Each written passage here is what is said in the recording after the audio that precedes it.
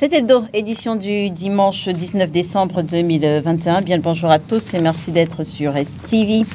Coupe d'Afrique des Nations et accès au stade. Voici venue l'ère du pass sanitaire. Stade de compétition, fan zone, hôtel des joueurs et autres. Pour accéder à tous ces lieux, il sera exigé un carnet de vaccination anti-Covid accompagné d'un test PCR négatif de moins de 72 heures ou d'un test rapide de moins de 24 heures. Quelle incidence sur la mobilisation du public quand on sait que jusqu'ici, le taux de personnes vaccinées tourne autour de 6% au Cameroun.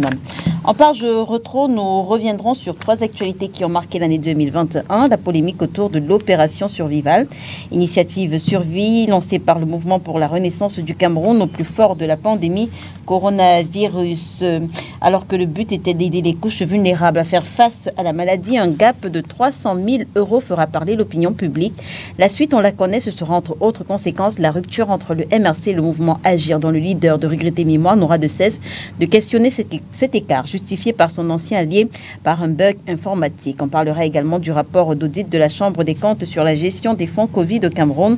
On se souvient de la fuite du rapport de synthèse mi-mai, mais surtout des tensions que tout ceci avait créées au sein de l'opinion.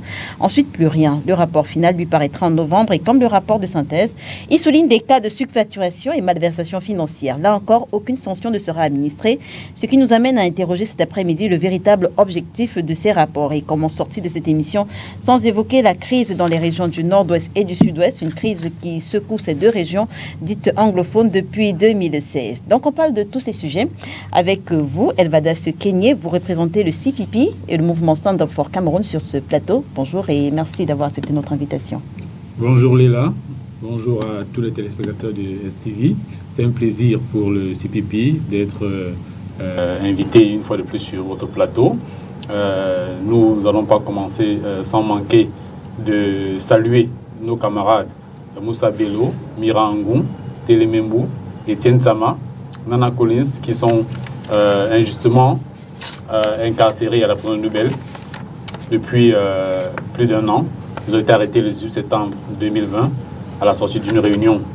Et cette situation d'injustice que subissent ces camarades, c'est une situation similaire pour beaucoup de Camerounais qui croupissent dans les geôles des prisons infâmes du Cameroun. Et ces situations d'injustice-là finissent par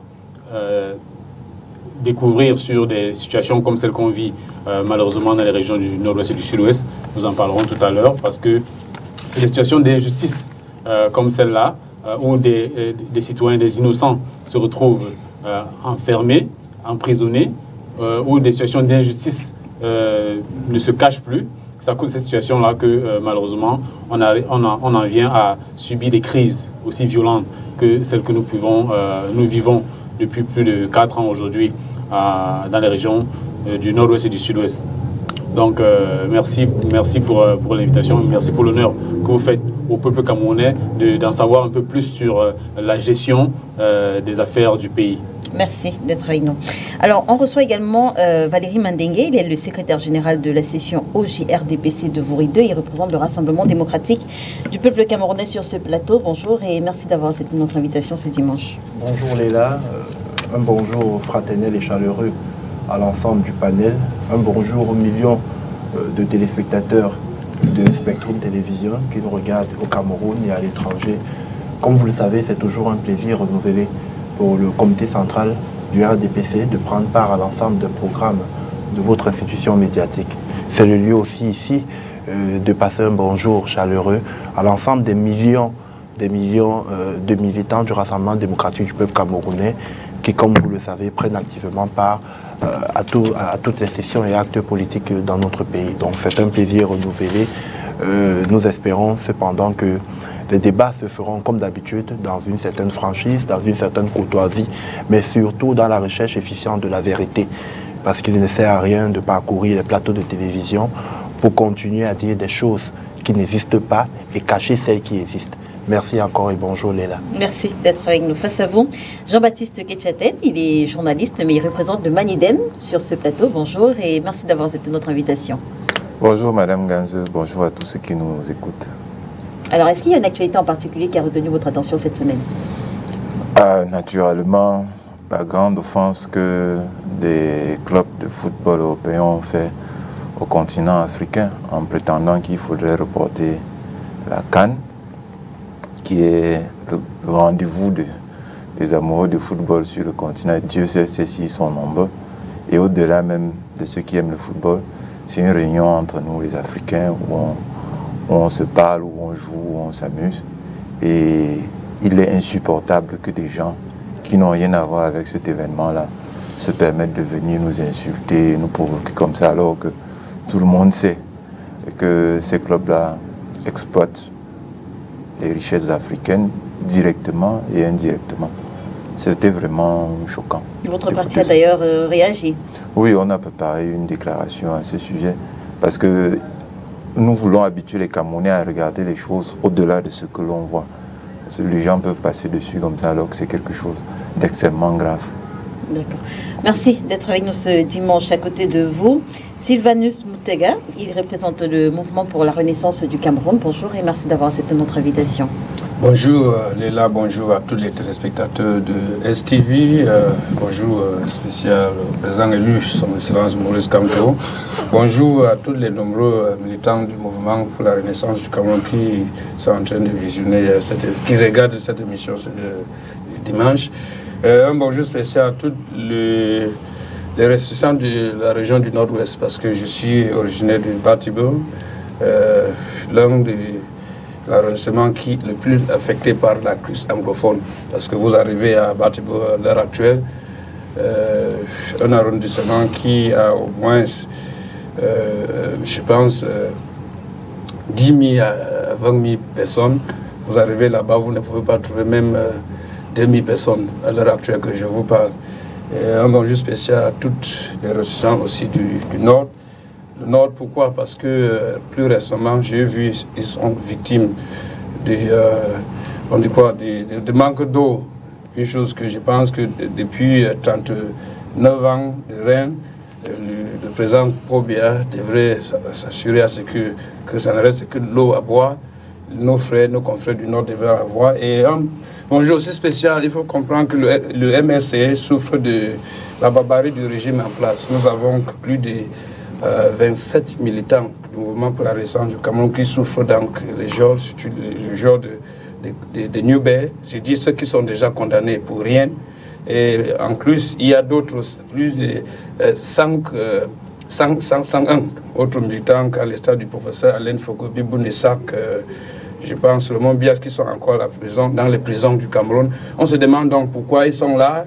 Et ce sont des Camerounais qui devraient être au stade le 9 janvier prochain pour acclamer ou accueillir les étrangers qui seront ici. Mais c'est regrettable que la dictature camerounaise reste toujours, je peux dire, sourde aux revendications ou peut-être aux propos des partenaires internationaux, des diplomates, oui, qui ont demandé à la libération de tous nos confrères, je dis nos frères qui sont en prison.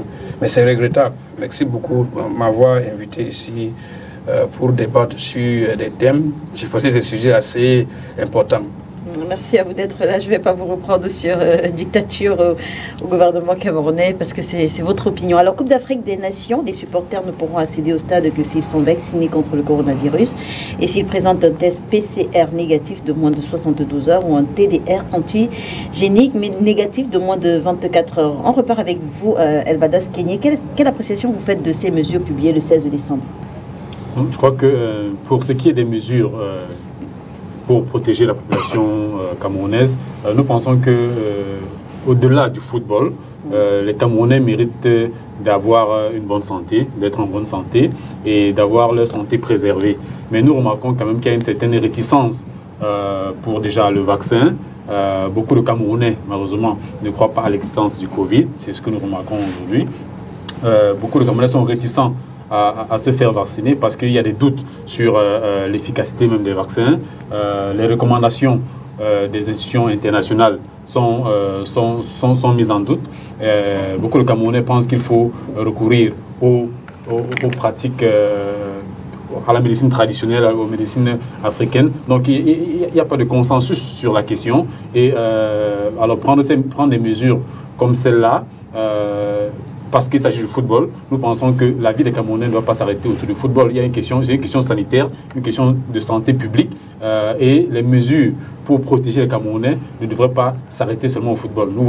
Nous savons que l'État du Cameroun n'est attentif que aux recommandations de l'étranger. Alors si les institutions internationales exigent aux Camerounais d'aller au stade que s'ils sont vaccinés, c'est la seule condition, ce sera le seul moyen ou bien le seul prétexte pour le gouvernement camerounais de faire un effort.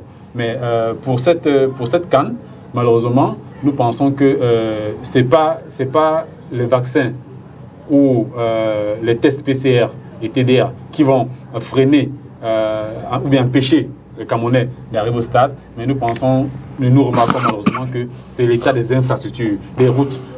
Voyez-vous, les principales voies d'accès au stade, pour ce qui est du moins de la ville de Douala où nous sommes, sont dans un état de dégradation pitoyable. Et je crois que malheureusement, c'est plus ces moyens d'accès-là, ces voies d'accès qui vont constituer un frein pour l'accès aux différents stades, plus que ces questions de vaccins. Alors que nous voulons très bien participer avec l'ensemble des populations africaines à cette grande messe du football, à cette grande réjouissance. Et parce que nous avons investi quand même beaucoup de milliards pour recevoir cette CAN-là, il serait déplorable que les Camerounais ne puissent pas vivre et partager la joie de cette fête-là avec les autres populations pour des questions de réglementation. Alors, Jean-Baptiste Ketchaken, on a finalement l'impression que le Covid en Afrique oppose la médecine africaine à la médecine occidentale. Elva Daskeny parlait tout à l'heure de la réticence des Camerounais à se faire vacciner. Comment justement est-ce que vous analysez la décision de la CAF, décision du MinSanté, d'exiger finalement le vaccin anti-Covid comme un passe pour accéder au stade durant la CAN? Je crois que ça tient plus d'une faiblesse du gouvernement, parce que c'est juste après la menace des clubs européens que le gouvernement a décidé qu'il fallait maintenant un vaccin pour accéder au stade. C'est lié. Normalement, on doit avoir une décision indépendante et qui tient compte de nos propres capacités, de notre propre réalité. Quand cette affaire a commencé il y a 2 ans, puisque c'est en décembre 2019, je crois que ça s'est déclaré en Chine, quelques semaines plus tard, le monde entier était en émoi. Il y a des gens qui ont prévu que ça allait être la catastrophe en Afrique. La catastrophe ne s'est pas produite. Cela veut dire que nous devons pouvoir, à chaque problème, chaque fois qu'il y a un grave problème, réfléchir sur ce qu'il y a lieu de faire et ne pas suivre simplement les injonctions, les menaces de ceux qui ont de grands moyens dans le monde. Pour le moment, on peut constater que le Covid-19 n'a pas les effets sur les Africains qu'il y a ailleurs, en Amérique du Sud, en Asie, ne parlons pas de la vieille Europe, qui sont vraiment touchés. Donc chez nous, nous sommes encore relativement préservés de cela. À partir de cette réalité-là, on devrait pouvoir plutôt multiplier les mesures de précaution, de prophylaxie dans certains cas, et surtout développer ce que nous avons nous-mêmes comme moyen de défense locaux. C'est-à-dire que tout ce que les chercheurs locaux, on essaie d'opposer tradition et modernité, je ne suis pas sûr que le débat soit vraiment là. Mais il y a eu plusieurs propositions de Camerounais qui ont d'ailleurs été validées pour éviter que cette maladie-là ne nous handicape. Nous, on pense que c'est dans ce sens-là qu'il faut pousser, non pas obliger pratiquement les fans de foot à se vacciner. À la prochaine étape, ce sera quoi? La population en général, quand il y aura le prochain problème. Parce que si on oblige les gens à avoir un vaccin pour aller au stade, c'est que ça peut être, cette obligation-là peut être généralisée. Or, il nous semble qu'il y a d'autres moyens pour éviter cette propagation-là. Parce qu'on a bien vu que l'environnement africain semble plus propice pour résister à cela. Quand on dit l'environnement, c'est que nos propres corps, ce que nous mangeons, ce que nous avons comme médicaments habituels, ce que nous avons comme pathologie habituelle, semble nous préparer à mieux résister. Pourquoi ne pas pousser les réflexions vers cette piste-là et céder immédiatement à l'histoire du vaccin pour tous? Est-ce d'ailleurs possible d'avoir le vaccin pour tous quand on connaît la logistique qu'il faut? Si les gens veulent remplir les stades, connaissant comment nous aimons le football au Cameroun, si les gens sortent vraiment massivement pour aller soutenir les footballeurs africains et les acclamer, comment on peut s'y attendre? Est-ce qu'on aura les moyens de faire face? Et tout l'argent que l'on dépense pour acquérir ces vaccins-là, qui va le payer? Il y a toutes ces questions-là qui entrent en ligne de compte. Et les effets des vaccins sur les organismes. Est-ce que nous aussi, on a eu des études indépendantes pour dire, bon, voilà, dans quel cadre nous pouvons accepter tel vaccin? Est-ce que nous ne pouvons pas nous-mêmes développer des solutions vaccinales locales? Il y a tellement de questions qui entrent en ligne de compte qu'on peut dire, sans risque de tout, on peut que le gouvernement va un peu trop vite en besogne, il choisit des solutions de facilité, alors que nous avons notre génie propre, notre environnement propre, qui peut permettre de faire face à cette situation. Alors Valérie Mandengue, selon Jean-Baptiste Ketcheten, la décision prise conjointement par la CAF et le gouvernement du Cameroun est le résultat des pressions des clubs européens. On a tous vu cette sortie en début de semaine. La question que je m'avais vous poser, avec 52 matchs en un mois, le Centre des opérations d'urgence de santé publique estime qu'il va falloir réaliser 1 million de tests. J'aimerais avec vous qu'on analyse justement le défi logistique que pose cette situation. Écoutez, lorsqu'on prend des décisions, on s'assure bien évidemment en amont d'avoir les capacités. Vous avez très bien vu que lors de ce point de presse qui était conjoint, qui a été fait par le ministère de la Santé et le ministère des Sports, visait à clarifier un certain nombre de choses. Mais vous savez, avant de revenir à votre question, je suis toujours personnellement un peu mal à l'aise lorsqu'on entretient des amalgames sur un problème sanitaire. Vous savez, je fais partie de ces Camerounais qui estiment que, ce n'est pas un procès que je vous fais à vous, que depuis que cette crise a éclaté, par exemple au Cameroun, nous avons vu très peu de plateaux de télévision où on a des spécialistes de santé publique qui nous parlent de la maladie. Celui qui a pris la parole ici en premier, M. Kenyé, il a sorti un mot réticence. Mais la réticence, elle vient d'où, Madame Léla? Elle vient des discours entretenus sur les plateaux de télévision et de radio au quotidien.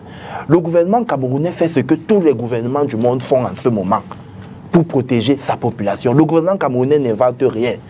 On parle des mesures barrières, on parle du pass sanitaire, on parle des tests TDR. C'est ce qu'on fait partout. Ce n'est pas nous qui inventons quelque chose. Ça, c'est d'un. De deux, il faudrait que nous levions, Madame Léla, cet amalgame.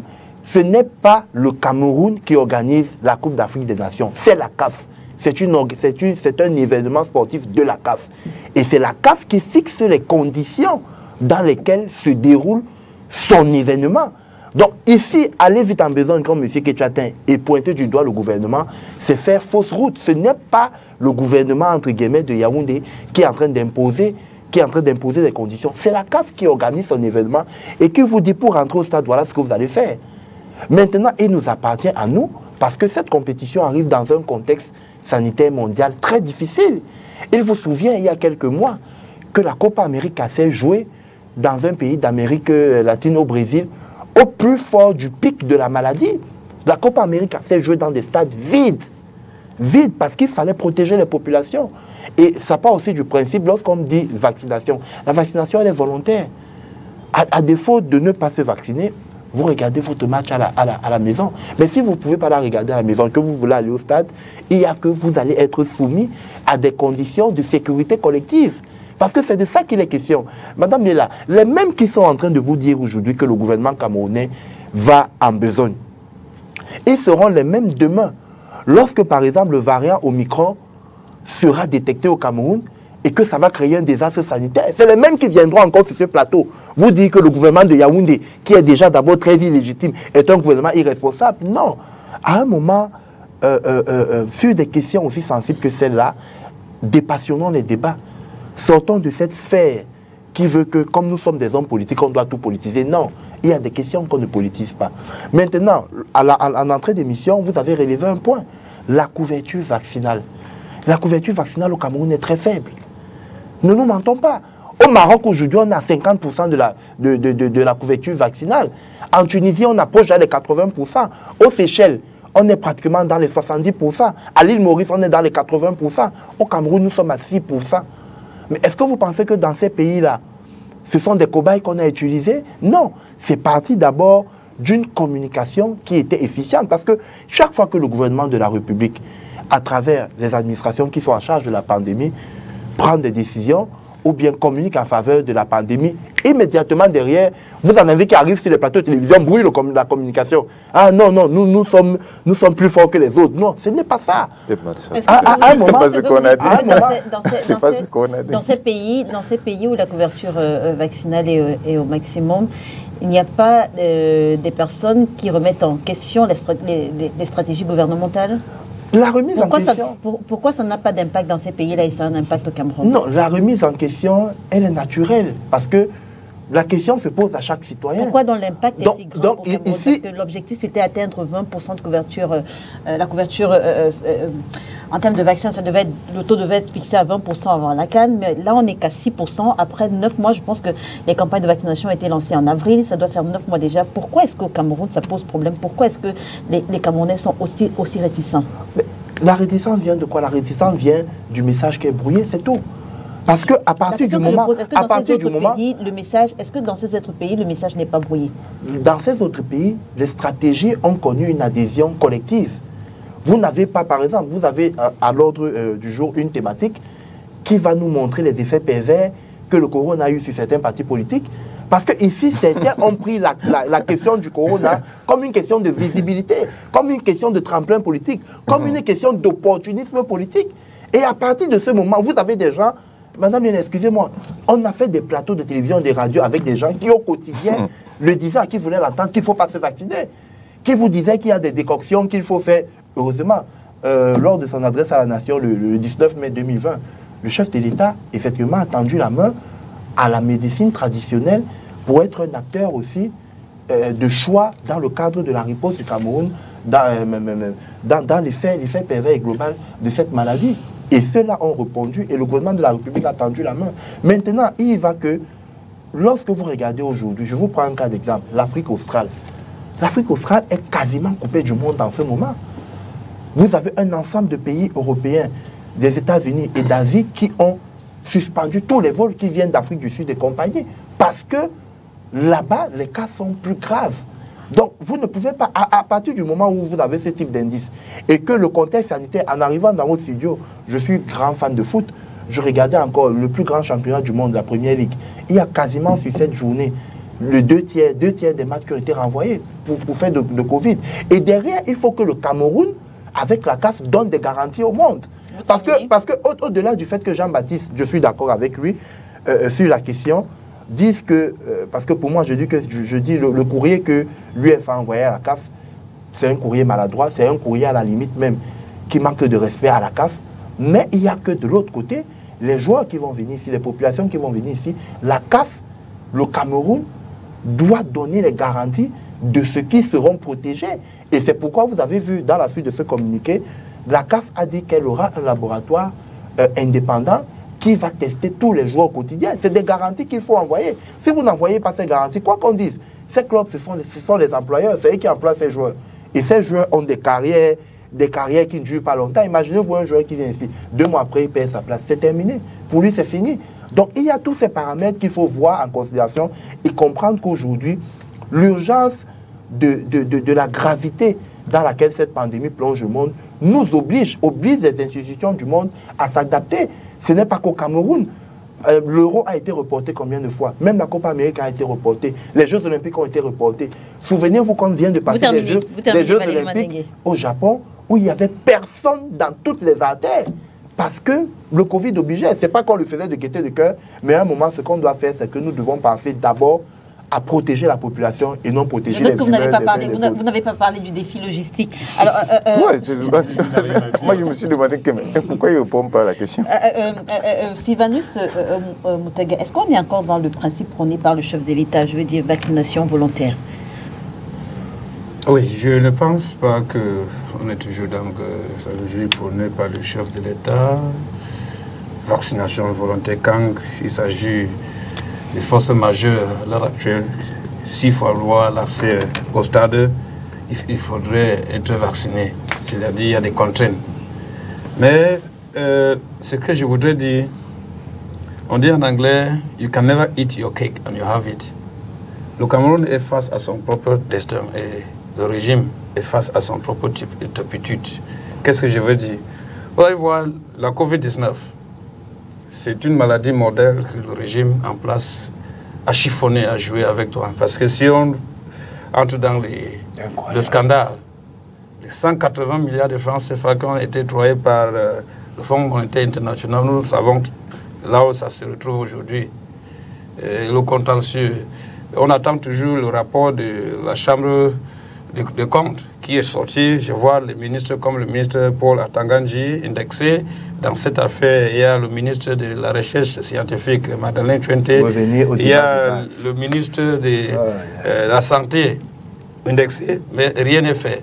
Et si notre copanaliste Valérie dit qu'il y a les partis de d'opposition et la société civile, je me demande donc quelles mesures ont été prises par le gouvernement camerounais pour assurer la vaccination des Camerounais? Parce que si les fonds qui ont été octroyés... Je veux dire, il y a des campagnes de vaccination qui sont organisées. Il y a des campagnes de vaccination. On peut dire la plus grande campagne, c'est l'action posée par les mots.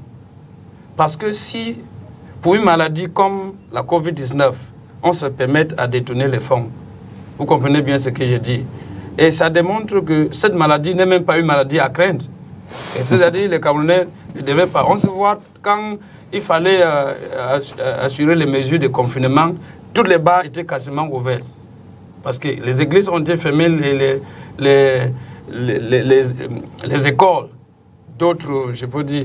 Mais les gens marchaient partout et on n'a pas vu les Camerounais mourir comme on disait qu'on allait voir les cadavres partout. Avec ça, on se dit que ce n'était pas une maladie à craindre. S'il fallait même à ce que les Camerounais doivent être vaccinés, où sont les vaccins? Honnêtement, où sont les vaccins? Oh là là, ne faites c'est ça le problème. Pas du populisme. Où sont les vaccins? Les vaccins sont disponibles dans tous les centres. Valérie, ce n'est pas le populisme, mais non, où sont les vaccins? C'est du populisme. Faut pas... Et c'est ce discours que vous entretenez sur tous les plateaux. Les vaccins sont disponibles dans tous les points de santé. Avec l'argent que vous avez détourné, l'argent? Il y a combien de vaccins? Il y a combien de vaccins? C'est la question que je pose. Il y a combien de vaccins? C'est sur le plateau de télévision que vous venez vous renseigner. Je pose la question. Vous êtes le Camerounais moyen, c'est actuellement qui a Sputnik, qui a Johnson & Johnson. Valérie, je vous en prie. Je suis pas venu ici pour défendre une somme d'argent à Péchu ou peut-être... Non, personne ne défend vous faites ça, vous faites ça. Restez dans la bonne foi. Vous ne pouvez pas demander où sont les vaccins alors que les Camerounais connaissent tous les points de vaccination. Vous avez détourné l'argent du COVID-19 et vous voulez toujours venir ici soutenir ce qui n'est pas soutenable. Malheureusement, pour moi, je reviens de ce que je suis en train de dire. Je pense que il est à l'intérieur du Camerounais de voir ce que tous les étrangers qui entrent au Cameroun soient vaccinés. Je suis d'accord. Et pour les étrangers, pour être aussi sûrs de leur sécurité, il faut qu'ils soient assurés. Ils ont cette assurance que tous les Camerounais qui vont se rendre au stade aussi soient vaccinés. Je suis tout à fait d'accord. Mais le problème, c'est les mesures d'accompagnement. Nous avons vu...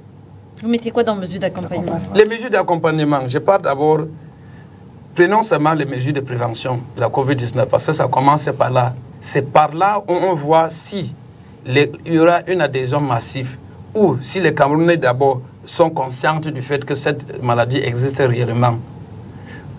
Nous avons vu les partis de l'opposition, la société civile qui voulait accompagner le régime en place pour que même la sensibilisation soit efficace, mais ils ont été fortement combattus par le régime en place. Nous avons vu ce que le gouvernement lui-même a fourni comme des mesures d'accompagnement, comme des mesures pour, je peux dire des pièces pour faire à ce que la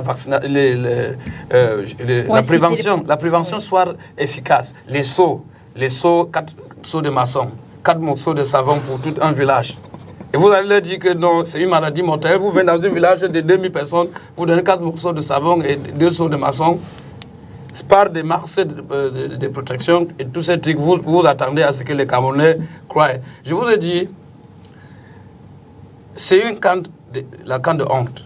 Parce que si on regarde même des centaines, des nombres de milliards qui ont été détenus pour juste mettre les infrastructures en place. Et pour couvrir cela, vous voyez, l'élection de Samuel Eto'o-Fils comme président de la CAF, on a vu que non. C'est toujours dans la question là. Il fallait, on est en train de parler, ça concerne la CAN et la CAF. S'il fallait laisser à ce qu'une autre personne qui n'est pas trop célèbre prendre la tête de la CAF, de la FECAFOOT, excusez-moi, on allait rester toujours dans l'ombre, dans l'incertitude. Vous remettez en question l'intégrité des délégués qui ont voté là. Je dis bien, ce sont des délégués, mais il faut comprendre que ce délégué ne vient pas dans un monde virtuel. Il vit au Cameroun et il se soumet à l'autorité en place. Nous avons vu combien de fois le gouvernement en place a mis sa main pour appuyer tout ce qui se passe à l'Afrique. En fait, ce que vous dites, c'est que Samuel Eto'o-Fils est de connivence avec le gouvernement. Samuel Eto'o-Fils, il n'est que là parce qu'il est célèbre. Si ce n'était pas un homme célèbre, on allait utiliser tous les mécanismes pour le bloquer. Et le Cameroun,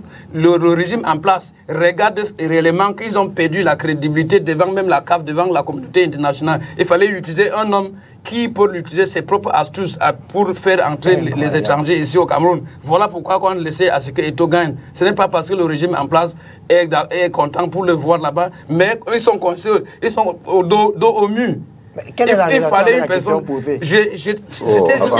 terminez. Je termine en disant que pour cette affaire de la CAN, de vaccination obligatoire pour les Camerounais, ce que je peux dire à la CAF et au régime en place, c'est que nous, au Cameroun, nous avons un célèbre homme qui a déjà produit un produit. Je parle de Monseigneur Cléda, et les Camerounais qui voient toutes les histoires liées à la vaccination du vaccin contre la Covid-19 sont un peu réticents. Et je pense que la seule chose qu'ils devaient faire, c'est d'assurer à ce que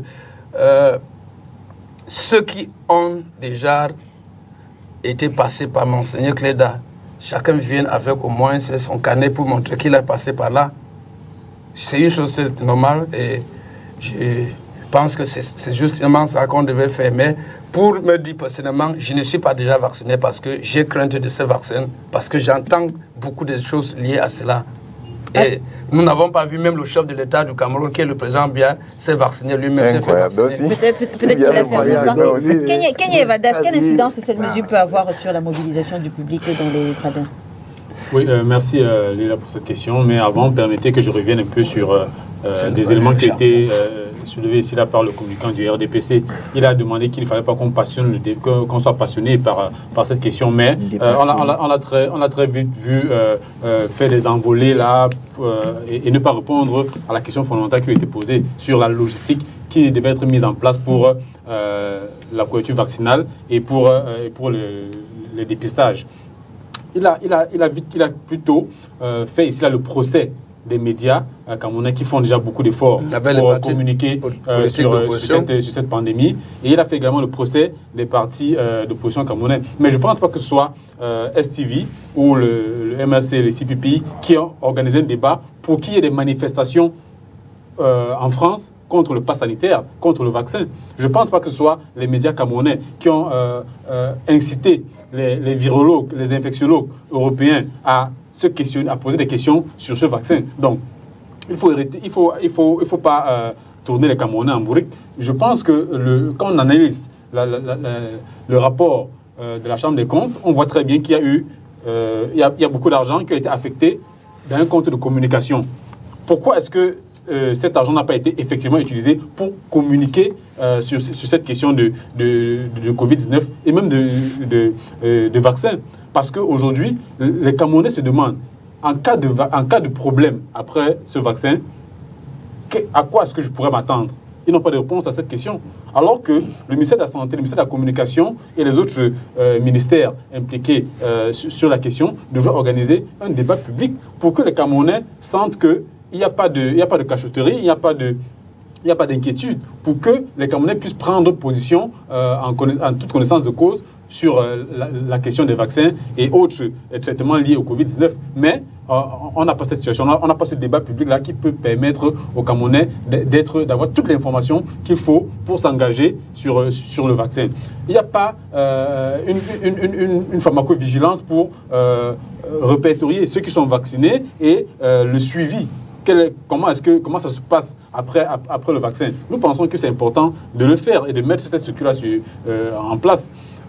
Nous pensons qu'il faut communiquer aux Camerounais, qu'il faut dire aux Camerounais toute la vérité qu'il y a autour pour que nous puissions prendre la décision en connaissance de cause.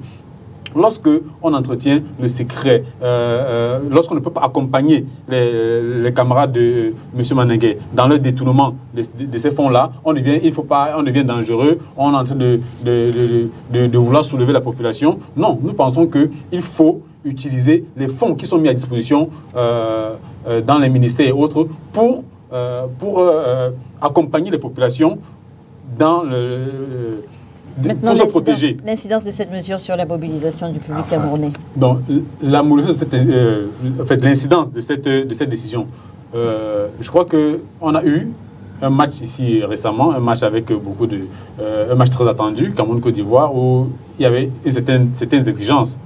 Mais vous êtes journaliste, vous savez très bien que beaucoup de Camerounais ont pu accéder au stade sans pouvoir recourir à cette obligation-là de dépistage. Donc, nous pensons que... En fait, ce que vous dites, c'est que les Camerounais vont trouver le moyen de contourner et vous le dites à Mondio Vivian. Mais c'est la vérité. Vous avez la preuve de ce que vous affirmez. C'est la triste réalité. Vous faites des rumeurs. Valérie, je vais vous dire une chose. Vous savez, il y a une dame. Si vous me permettez, je vais finir. Je vais finir en disant que quelle incidence est-ce qu'on aura à partir du moment où il n'y a pas la logistique qu'il faut pour déjà faire les dépistages et faire les vaccins. Nous pensons qu'il y aura une incidence sur déjà l'accès des Camerounais dans les stades. C'est une évidence. Donc nous pensons que ce sera très difficile aux Camerounais d'accéder au stade parce qu'il n'y a pas la logistique. On sait très bien qu'ils se mobilisent dans le camp juste lorsqu'il faut détourner de l'argent. Et moins lorsqu'il s'agit d'accompagner les populations sur les questions aussi sensibles que celles de la santé, malheureusement. Donc, en termes d'accès au stade, il n'y a pas que la logistique autour des dépistages et des vaccins qui vont empêcher les Camerounais d'aller au stade. Je vous l'ai dit en entame, la question des infrastructures routières, d'accès au stade. Voilà où nous allons avoir les plus grandes difficultés. Parce que lorsqu'on a eu un seul match au stade de Japoma, je suis très proche de ce stade, on a vu toute la difficulté que les Camerounais ont eu à accéder au stade. Alors pendant la CAN, on aura parfois 2 matchs en une seule journée et nous sommes très inquiets quant à la mobilité des Camerounais pendant cette CAN-là et nous sommes très inquiets par rapport à la facilité que les Camerounais auront à partager et à vivre cette CAN-là avec les autres Africains. Sur la même question, Valérie Mandengue, est-ce qu'il ne faut pas craindre une faible fréquentation des stades? Finalement, vous disiez être un grand passionné de football. Écoutez, vous m'avez vu tout à l'heure, j'étais en train de hocher la tête parce que souvent on pense avoir tout entendu, mais on se rend compte que avec nos amis des partis politiques d'opposition, généralement tout tourne toujours au ridicule.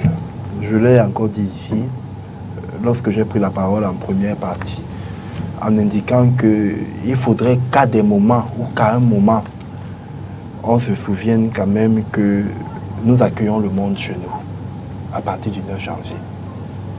Il faudrait qu'à un moment qu'on sache que c'est le Cameroun qui est vu à travers le globe terrestre lorsque nous sommes sur un plateau de télévision. Rarement vous trouverez dans des pays ce spectacle, ce triste spectacle auquel nous avons ici. Vous nous parlez des passes sanitaires, on vous parle des routes. Monsieur Keïni, le débat aujourd'hui n'est plus si les routes sont en carreau, si les routes sont en marbre, si les routes sont en étage.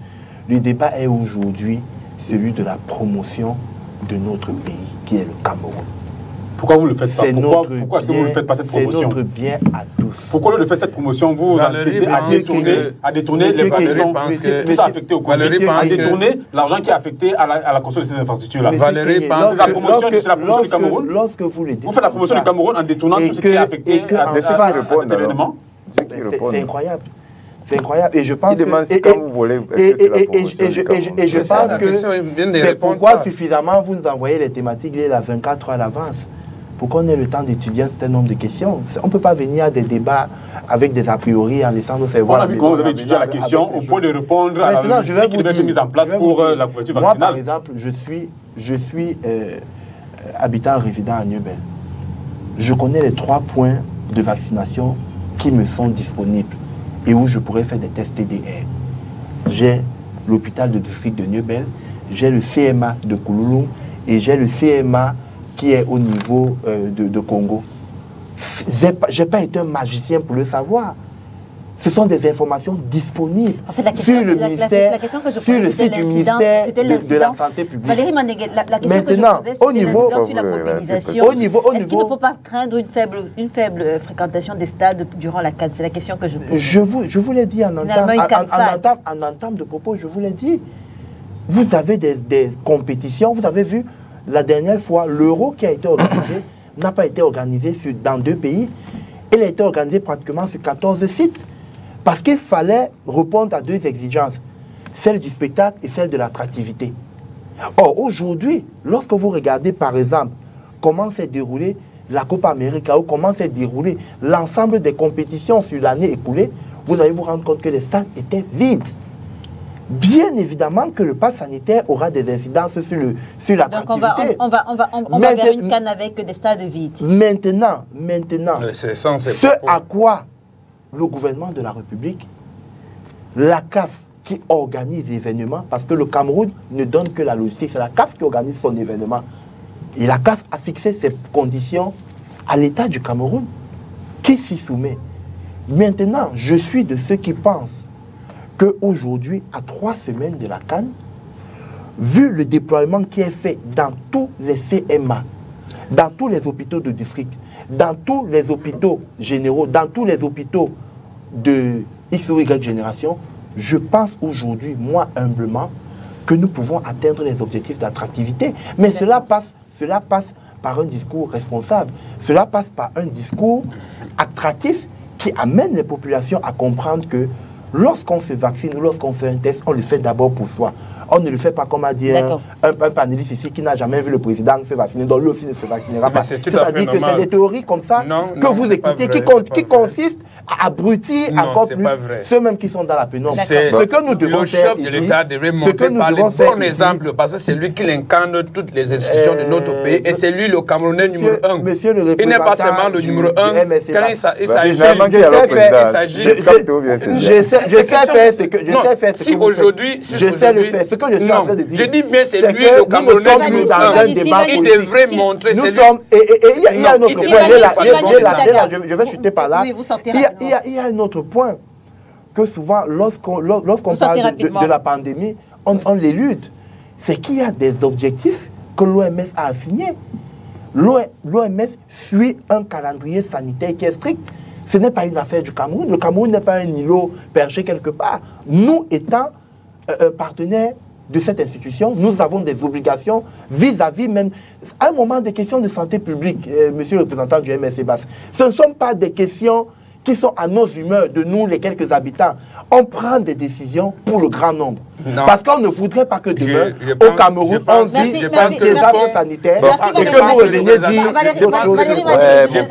Je pense en avoir présenté en début d'émission comme le représentant de la base. Alors, Jean-Baptiste, mais il nous a parlé d'un élu, et quelque part. Si vous permettez, avant que le secrétaire technique prenne une seconde, je ne pense pas qu'il faut éluder rapidement. Si on a dit, est-ce que Paul Biya s'est fait vacciner ou pas, et que ça dérange M. Mandeguet. Si M. Paul Biya doit accéder au stade, je crois qu'il est évident qu'il va se faire vacciner. Pourquoi ça pour montrer le bon exemple. Il ne faut pas que ça inquiète M. Madengue.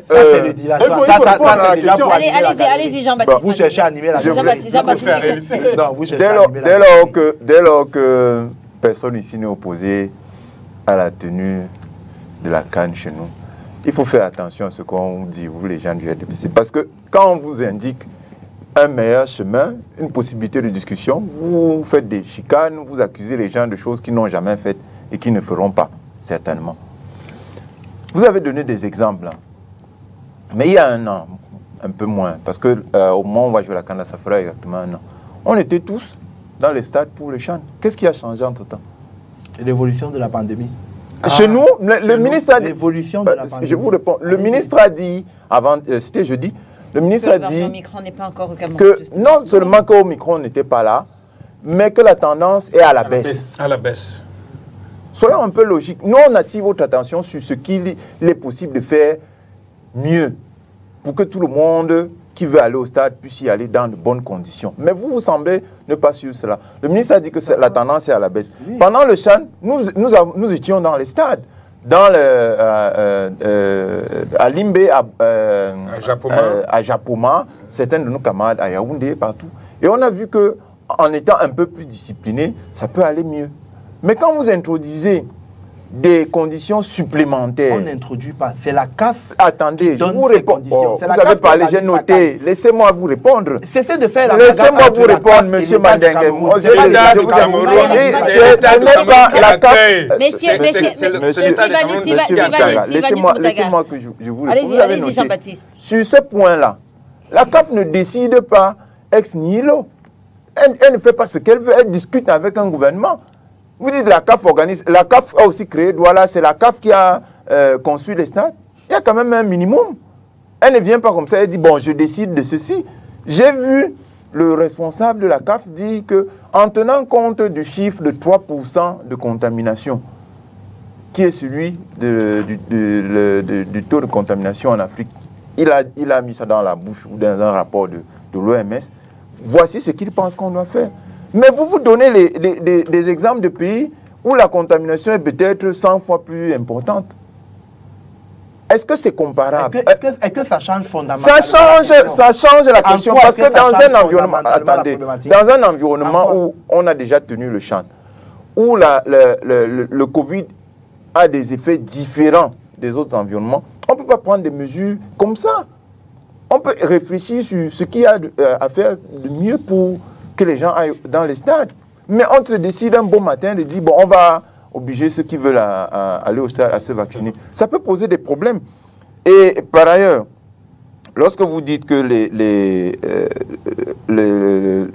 comment on appelle ça, les partis sont contre... Moi, je n'ai pas vu. C'est vrai qu'il y a des gens qui font des commentaires, mais nous, on n'a pas fait ce type de commentaires-là. On a plutôt encouragé les Camerounais à recourir aux mesures... Vous faites partie de la petite proportion, mais vous savez de qui je parle, suivez mon regard. Oui, mais ce qui est important, ce qu'on veut vous faire comprendre, c'est que ne suivez pas les mauvais exemples. Quand on attire votre attention sur des choses importantes, réfléchissez, bon, lui il peut s'amuser à dire que si bien n'est pas vacciné, lui pourquoi il irait se vacciner. Mais ce n'est pas ce qu'il faut tenir. Est-ce que ce n'est pas nécessaire à M. Bia d'être vacciné? Donc si se suicide, vous aussi vous vous suicidez. Je pose une question. Non, soyez logique avec vous-même. Je dis bien, c'est lui le chef de l'État. Donc s'il ne veut pas se faire vacciner, que le Cameroun abrite la CAN 2021 qui se joue en 2022. Non, le plus important, M. Moutaga. Attendez, le problème avec le problème, je vous ai écouté. Je vous ai bien Macron a fait la même chose. Je vous ai écouté. Le président Donald Trump, avant de quitter, a fait la même chose. Non, écoutez, c'est pas la peine de multiplier les ans. On a bien compris ce que vous dites. Ce qu'on veut vous faire comprendre, c'est que, ayant un environnement différent, des intérêts différents de Macron, je sais que vous estimez que... différents. Notre intérêt, c'est de détourner des fonds.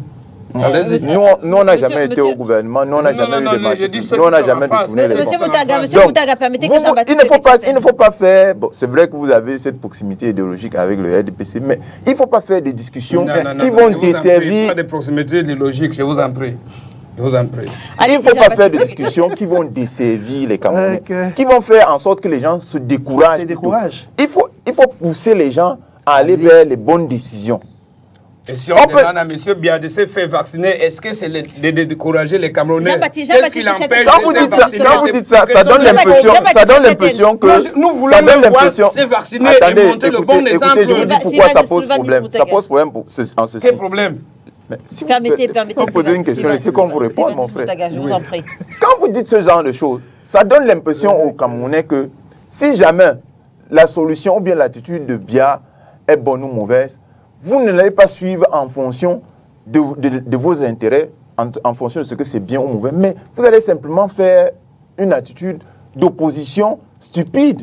Non, si Biya ne se vaccine pas et que le vaccin est bon, personne ne doit se vacciner. Il s'agit de la santé des Camerounais. Si vous, étant que président de la République, qui acceptez les exigences de l'OMS, vous dites aux Camerounais de se faire vacciner par ce vaccin, il faudrait que vous-même, vous ayez un peu d'humilité de prendre ce vaccin de les montrer. Non, écoutez,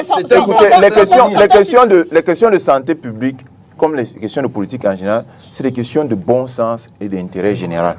Ce n'est pas la question de Paul Biya. Jean-Baptiste, qu'est-ce qui manque? C'est ce qu'on essaie de vous faire. Justement à la politique. Il nous manque une bonne concertation, de bons éclairages. Le gouvernement doit pouvoir nous dire en ce moment, voici le type de vaccin que moi j'estime nécessaire. Si on avait même les équipements de labo nécessaires, on serait allé vers l'élaboration de notre propre vaccin. Voici le type de vaccin que moi j'estime nécessaire. Et voilà, j'ai organisé le débat entre les scientifiques camerounais. Nous avons dégagé que ce vaccin n'a pas de risque pour nous. Ce vaccin, il est accessible.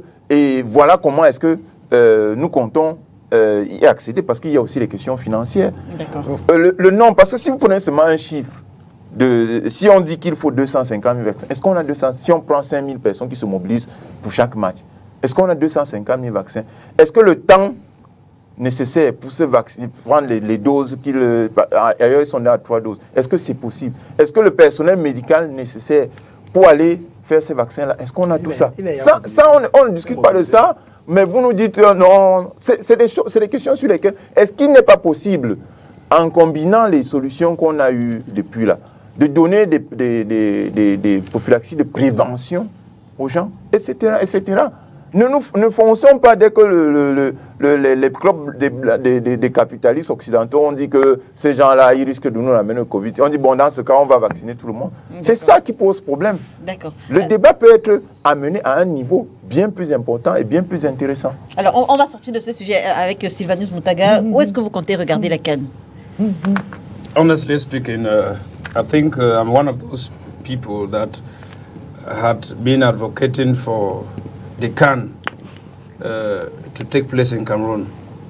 And if you're asking me where do I think I would have to watch the CAN, this is a question that leaves a lot to be desired of, because presently, like I told you, there is no way you can tell a man who has a wound on the buttocks not to be weeping because he has strangers in front of him.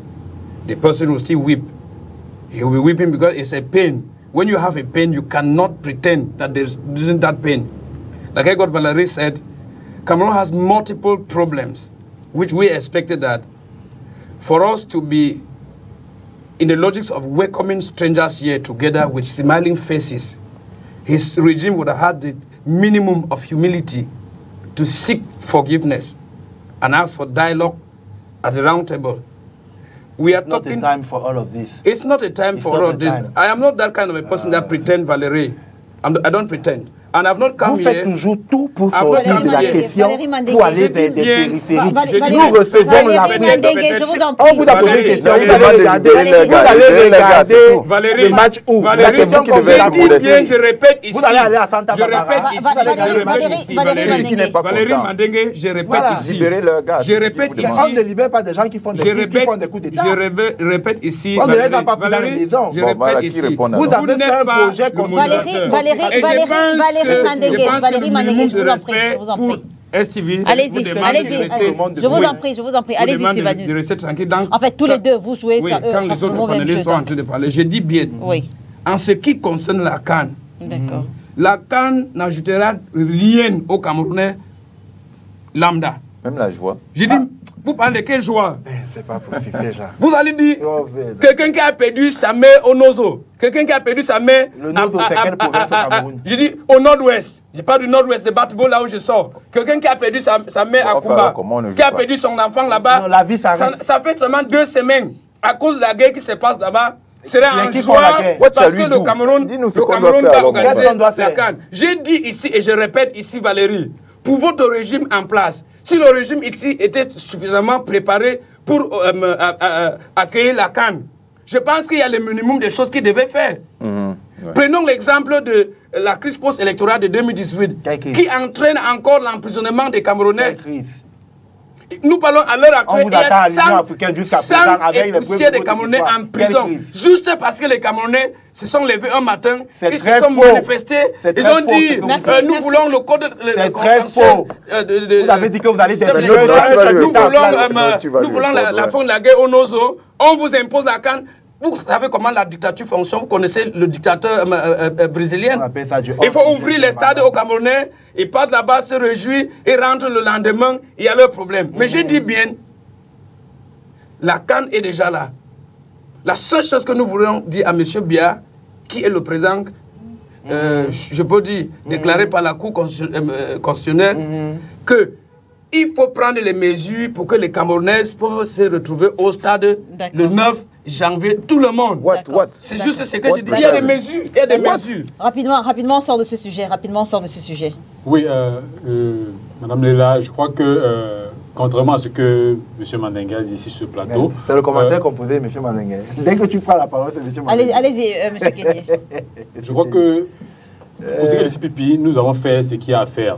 Parce que le staff du CPP, avec à sa tête la présidente, a communiqué sur ce vaccin parce qu'elle l'a fait avec le staff. Donc nous allons arriver au stade, il n'y a pas de problème à ce niveau-là. Mais nous demandons à ce gouvernement du RDPC, parce que M. Mandinga dit que c'est la CAF qui a exigé cela au Cameroun.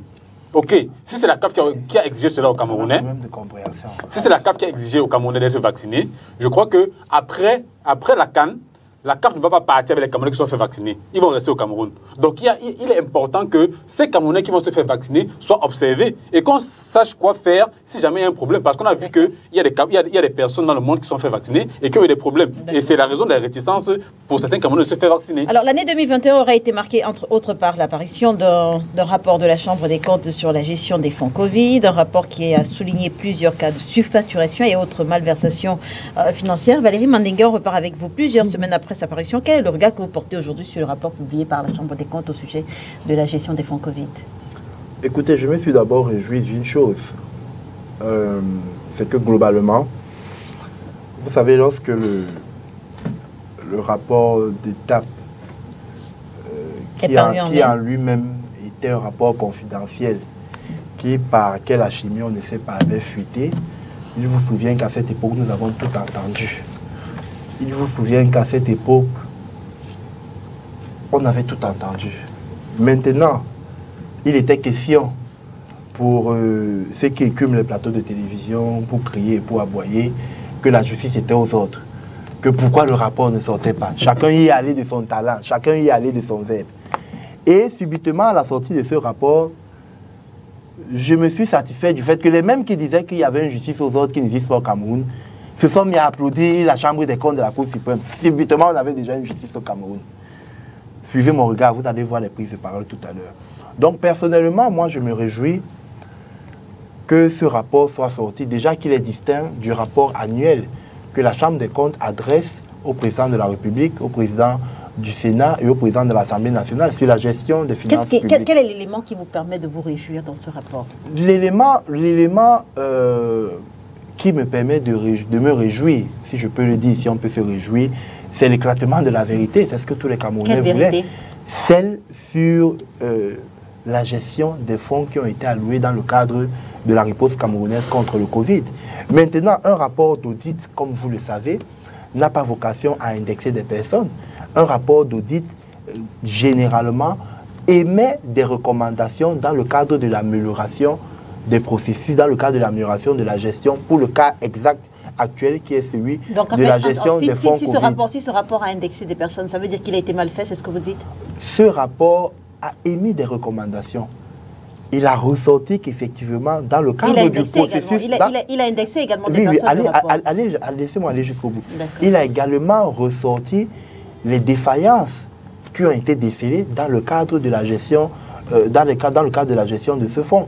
Maintenant, il apparaît que, à la suite de ce rapport, l'organe judiciaire a été saisi. Et l'organe judiciaire, à partir du moment où ce rapport indexe un certain nombre de délicatesses, l'organe judiciaire se donne la possibilité à tout moment d'engager des procédures adéquates contre X ou contre Y. Ils attendent quoi? Qui sont maintenant, vous voyez faire ce jeu, vous ne le reprenez pas. Maintenant, je voulais dire ceci. En ce qui concerne l'organe judiciaire, il faut le savoir. Et ça a été une très bonne nouvelle, là. Parce que il y en a qui ont beaucoup cru, ici au Cameroun, que la justice fonctionne au gré des cris sur les plateaux de télévision. Non. La justice a un temps pour faire son travail. La justice ne s'accommode pas des aboiements. La justice, dans sa sérénité, sait rendre sa copie. Moi, je suis... c'est une petite parenthèse. Je ne vais pas citer la chaîne, mais c'est une chaîne occidentale qui fait beaucoup dans les procédures judiciaires, les enquêtes judiciaires. Vous avez des enquêtes judiciaires qui font des années. Vous avez des enquêtes judiciaires qui font des mois. Malheureusement, ici, chez nous, au Cameroun, quand il s'agit d'un parti de l'opposition, Madame Léla, Monsieur Sylvain, vous aurez votre tour de parole. Terminez, Valérie Mandingué. Donc, pour chuter et sortir définitivement, je suis de ceux qui se réjouissent de la sortie de ce rapport.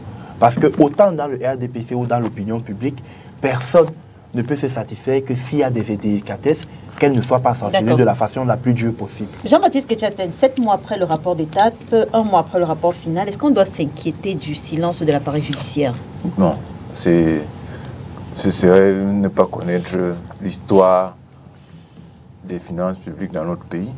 Fondamentalement, le détournement des deniers publics est une activité vitale pour le gouvernement du Cameroun. Ça ne peut pas fonctionner autrement.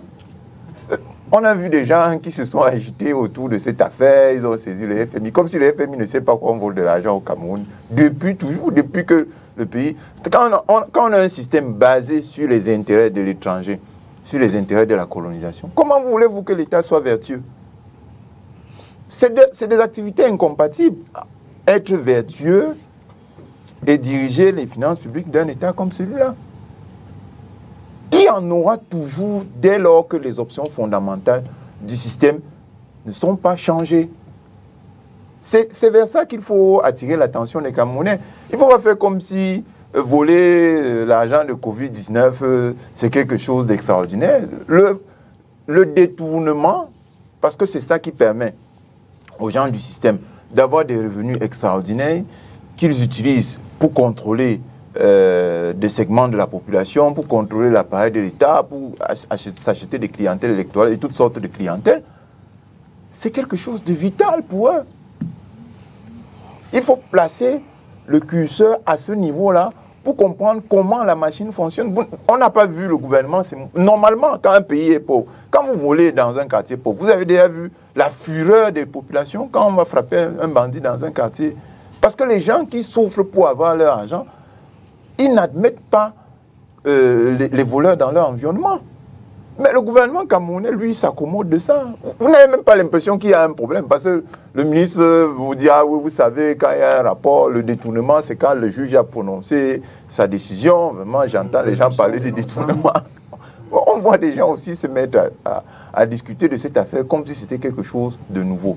Ce n'est pas pour dire que ce n'est pas grave. C'est extrêmement grave. Mais pour mettre fin à cela, pour comprendre comment ça va, ce qui risque de se passer, il faut retourner au fondement du système. Le FMI ne semble pas du tout ému que l'argent qu'il dit avoir, parce que nous on estime que toutes ces histoires de prêts, de FMI, de Banque mondiale, ce n'est pas de l'argent que nous devons. C'est entre eux, les gens qui signent ces contrats-là, et les gens qui leur donnent cet argent-là. On ne peut pas réclamer cet argent-là au peuple camerounais. Donc c'est comme ça que ça fonctionne depuis toujours. Donc il ne faut pas être surpris. Mais vous savez qu'au moment de payer cet argent, c'est le représentant du peuple camerounais, et donc le peuple camerounais qui payera. Mais le peuple camerounais paye contre sa volonté. Mais vous n'imaginez tout de même pas que les Camerounais peuvent accepter de rembourser l'argent qu'ils n'ont pas utilisé. Quel individu dans le monde, quelle communauté dans le monde admet ce genre de choses? Qui admet ça? Même en Occident, là, où il y a des gouvernements corrompus aussi, quand il y a des problèmes entre deux gouvernements pour ce qui concerne des prêts, en France, vous pouvez consulter les affaires de l'emprunt russe. Il y a des tas d'affaires comme ça. Vous donnez de l'argent à un gouvernement en sachant bien que ce gouvernement-là gère mal. Mais après, il n'y aura pas de remboursement. D'accord.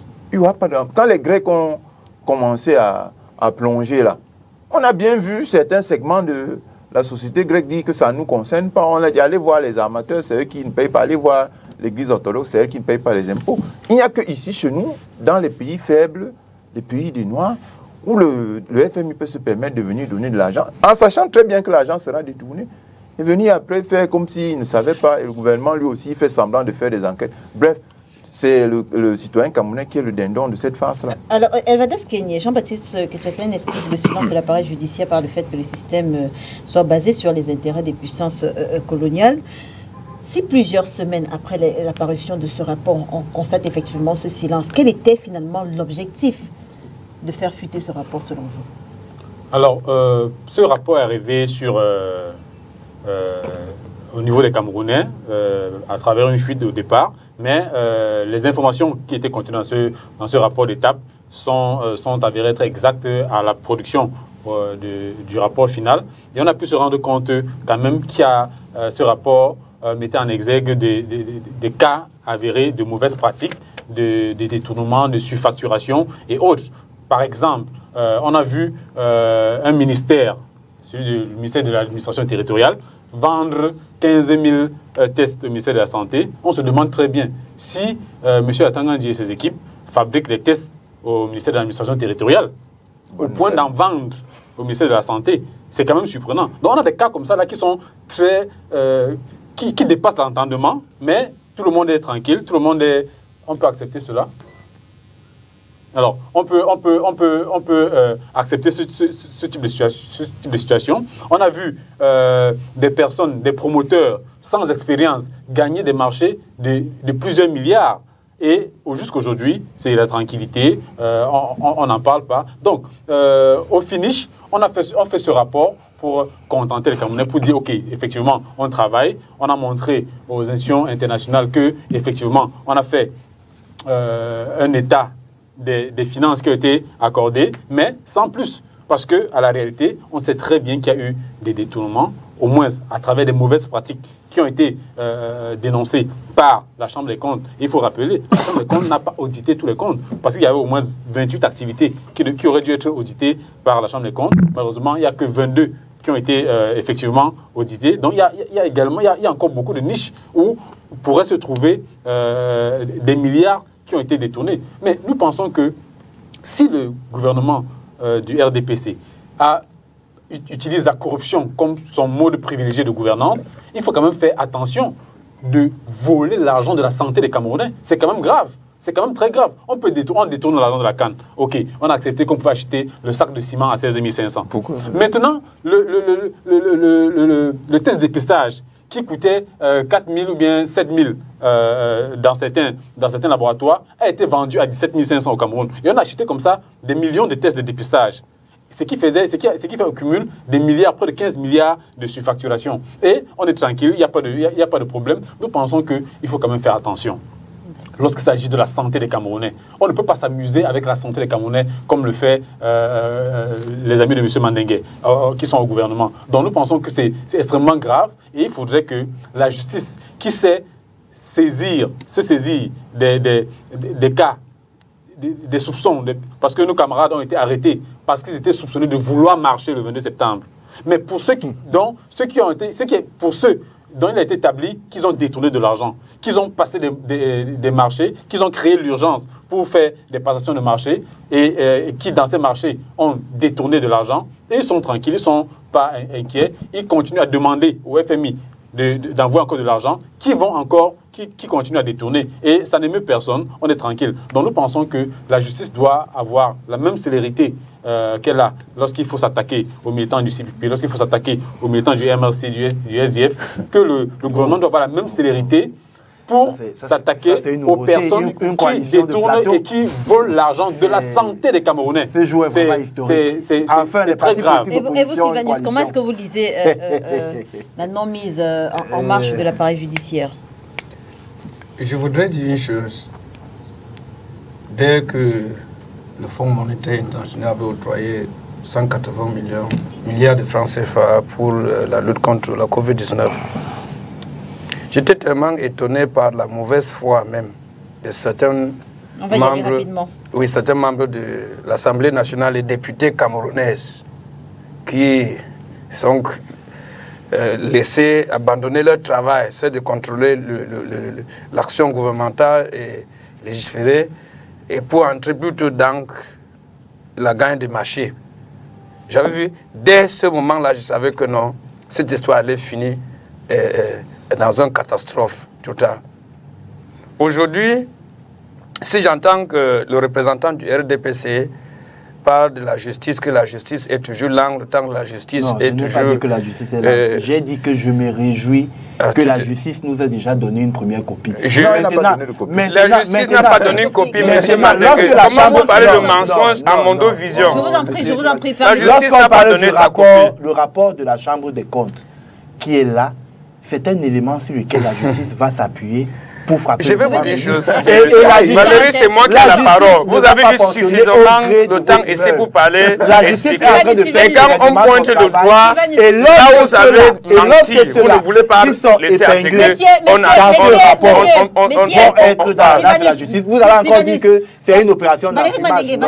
Ça ne marche pas comme ça. Valérie, je vous en prie. Vous avez parlé d'une copie que la justice a donnée. Non, quand je parle de copie, je parle du rapport de la Chambre des comptes. C'est un élément sur lequel la justice va s'appuyer pour continuer cette investigation. Allez-y, Sylvain. Comme je disais, j'ai vu la rapidité dans laquelle notre justice fonctionne de moment. Je suis très d'accord qu'il faut avoir la présomption d'innocence. Mais pourquoi il y a toujours présomption d'innocence quand il s'agit des membres du gouvernement qui sont dans les infractions? C'est eux qui volent. C'est ça le problème. Est-ce que ce régime, la justice camerounaise est aux ordres de l'administration camerounaise ou la justice camerounaise est vraiment libre? C'est la question que je pose. Parce que si je vois ce qui se passe, cette histoire de la Covid-19 est commencée juste quelques mois après l'arrestation des militants du MRC qui sont en train de faire presque 1 an, 4 mois en prison, d'autres sont déjà condamnés. Mais ils ont vite condamné les militants du MRC, ceux qui étaient censés de faire 6 mois seulement en prison. Mais il y a toujours l'enquête sur le vol, le process, je peux dire l'enquête continue pour ces membres du gouvernement, que je pense que la Covid-19 qui est une maladie mortelle, qui a tué des gens pendant presque 2 semaines, des centaines de milliers de personnes à l'Occident. Vous parlez non, j'ai dit à l'Occident. Mais on est des Occidentaux. Mais vous voulez que ça arrive ici aujourd'hui? Si c'est là arrivé ici, avec tous ces détournements, je pense que ça allait prendre tout le pays entier. On disait que le Cameroun est déjà effacé de la carte de l'Afrique. Ce que je dis, pour une maladie comme ça, et vu que la santé est une chose qu'on ne devrait même pas s'amuser avec la santé. Je ne pense pas que les gens qui ont détourné cet argent devraient être en train de marcher librement. En ce qui me concerne, je dis, monsieur, je vous en prie, le monsieur de Manidem et celui du RDPC, je ne pense pas qu'il y ait une coalition ici. Laissez-moi m'exprimer. Je vous en prie. Depuis, je prends la parole, vous ne me laissez pas parler. Je dis, il est inacceptable sur un plateau comme ceci. Je répète ce que j'ai dit. Je pense que pour la promptitude de la justice, comme ils nous disent souvent qu'ils sont prompts, je pense qu'on devrait en train de parler maintenant que les militants du régime en place, qui sont les membres du gouvernement, qui ont détourné des fonds, on devrait en train de se réjouir qu'ils sont en prison. Parce que cela devait servir une leçon pour les Camerounais de comprendre que, en ce qui concerne la santé, je dis surtout la santé, on ne s'amuse pas avec la santé. Si quelqu'un vole tes comprimés, ou tu donnes l'argent qui est censé, on est censé l'utiliser pour acheter tes comprimés, que tu es malade, et la personne mange, il détruit, il bouffe cet argent, c'est-à-dire, celui-là est plus pire que le diable. Et je dis, ceux qui ont détourné l'argent de la CAN sont plus pires que le diable. Ils ne méritent pas être en train de circuler librement. Leur place est dans les prisons. On est donc condamnation à vie. Valérie Manenguessi, ce rapport n'a entraîné, à ce jour aucun changement important. Qu'en est-il des mécanismes de gestion? Pensez-vous qu'ils puissent changer dans ce contexte-là? Je l'ai indiqué, je vais le dire en très peu de mots. C'est ça l'objectif d'un audit. Un audit a pour objectif de déceler éventuellement des défaillances. Oui, je veux dire maintenant la conséquence sur le futur, quand on sait qu'il n'y a pas eu de sanctions. Pensez-vous que ça ait changé quelque chose dans la gestion des fonds au Cameroun? Non, je ne partage pas votre avis. C'est pas un avis, c'est une question que je fais. Oui, mais vous dites que ça n'a pas apporté de sanctions. Les sanctions vont arriver. On dit la même chose finalement. Je veux dire, ça n'a pas encore apporté de sanctions. Les sanctions vont arriver. Je pense que c'est exactement la même chose. Oui, mais je dis que pour moi, je continue à dire que ni pour un militant encore qu'il faut faire la part des choses entre le RDPC qui est un parti politique et le gouvernement qui est une autre. Parce que l'amalgame que vous entretenez généralement, c'est de faire la corrélation entre le RDPC et le gouvernement. Non, ceux-là qui ont été épinglés, ceux-là qui sont les collaborateurs du chef de l'État qui ont été épinglés, les défaillances qui ont été constatées, d'une façon ou d'une autre vont porter à conséquence. Et c'est pourquoi j'ai indiqué que sur la base de ce rapport... Ça veut dire qu'en attendant les conséquences, à l'heure actuelle, on n'a pas encore de conséquences. Oui. Est-ce que ça peut avoir un impact sur la gestion, quand il n'y a pas encore de conséquences, sur la gestion des fonds publics? Les conséquences vont arriver si on s'en tient à ce que vous dites. Oui, bien sûr. À l'heure actuelle, on n'a pas encore de conséquences. Les gens vaquent à leur occupation tranquillement. Quel aurait finalement été l'objectif de ce rapport? Le temps de la justice... Les voleurs marchent librement et grondent même les gens. Je dis déjà, les voleurs, vous voulez voir là-bas des voleurs. Ils marchent librement. Ceux qui ont volé l'argent de santé marchent librement. Ils grondent les gens dans les conférences de presse dans ce pays. Et pourtant, c'est des pires des voleurs, des brigands. Ces discours, allez-y, Valérie Manenguessi, allez-y. Je dis le temps de la justice, Madame Léla, faisons confiance à la justice. Et je pense une chose, c'est que le gouvernement qui a demandé ce rapport et qui lui a été servi en fera bon usage. Maintenant, on va bien évidemment tirer les conséquences parce que ce rapport nous démontre que effectivement, dans la structuration de tout ce qui était dans cette organisation, il y a eu des failles, il y a eu des failles et des défaillances qui sont humaines. Maintenant, il va falloir remédier à cela. Mais c'est aussi ça le message. Le message, c'est de faire comprendre que si au moins pour ce type de cas, on a pu déceler un certain nombre de choses, c'est pour faire comprendre à chaque membre du gouvernement qui est au service de la République et non à son service que dorénavant tout sera pisté. Mais moi, connaissant l'homme à qui les Camerounais ont posé la destinée en 2018, ont renouvelé en 2018, connaissant les postures qui sont la sienne, nécessairement, le rapport qui lui a été produit, parce qu'une copie est partie à la présidence de la République, il y aura des conséquences.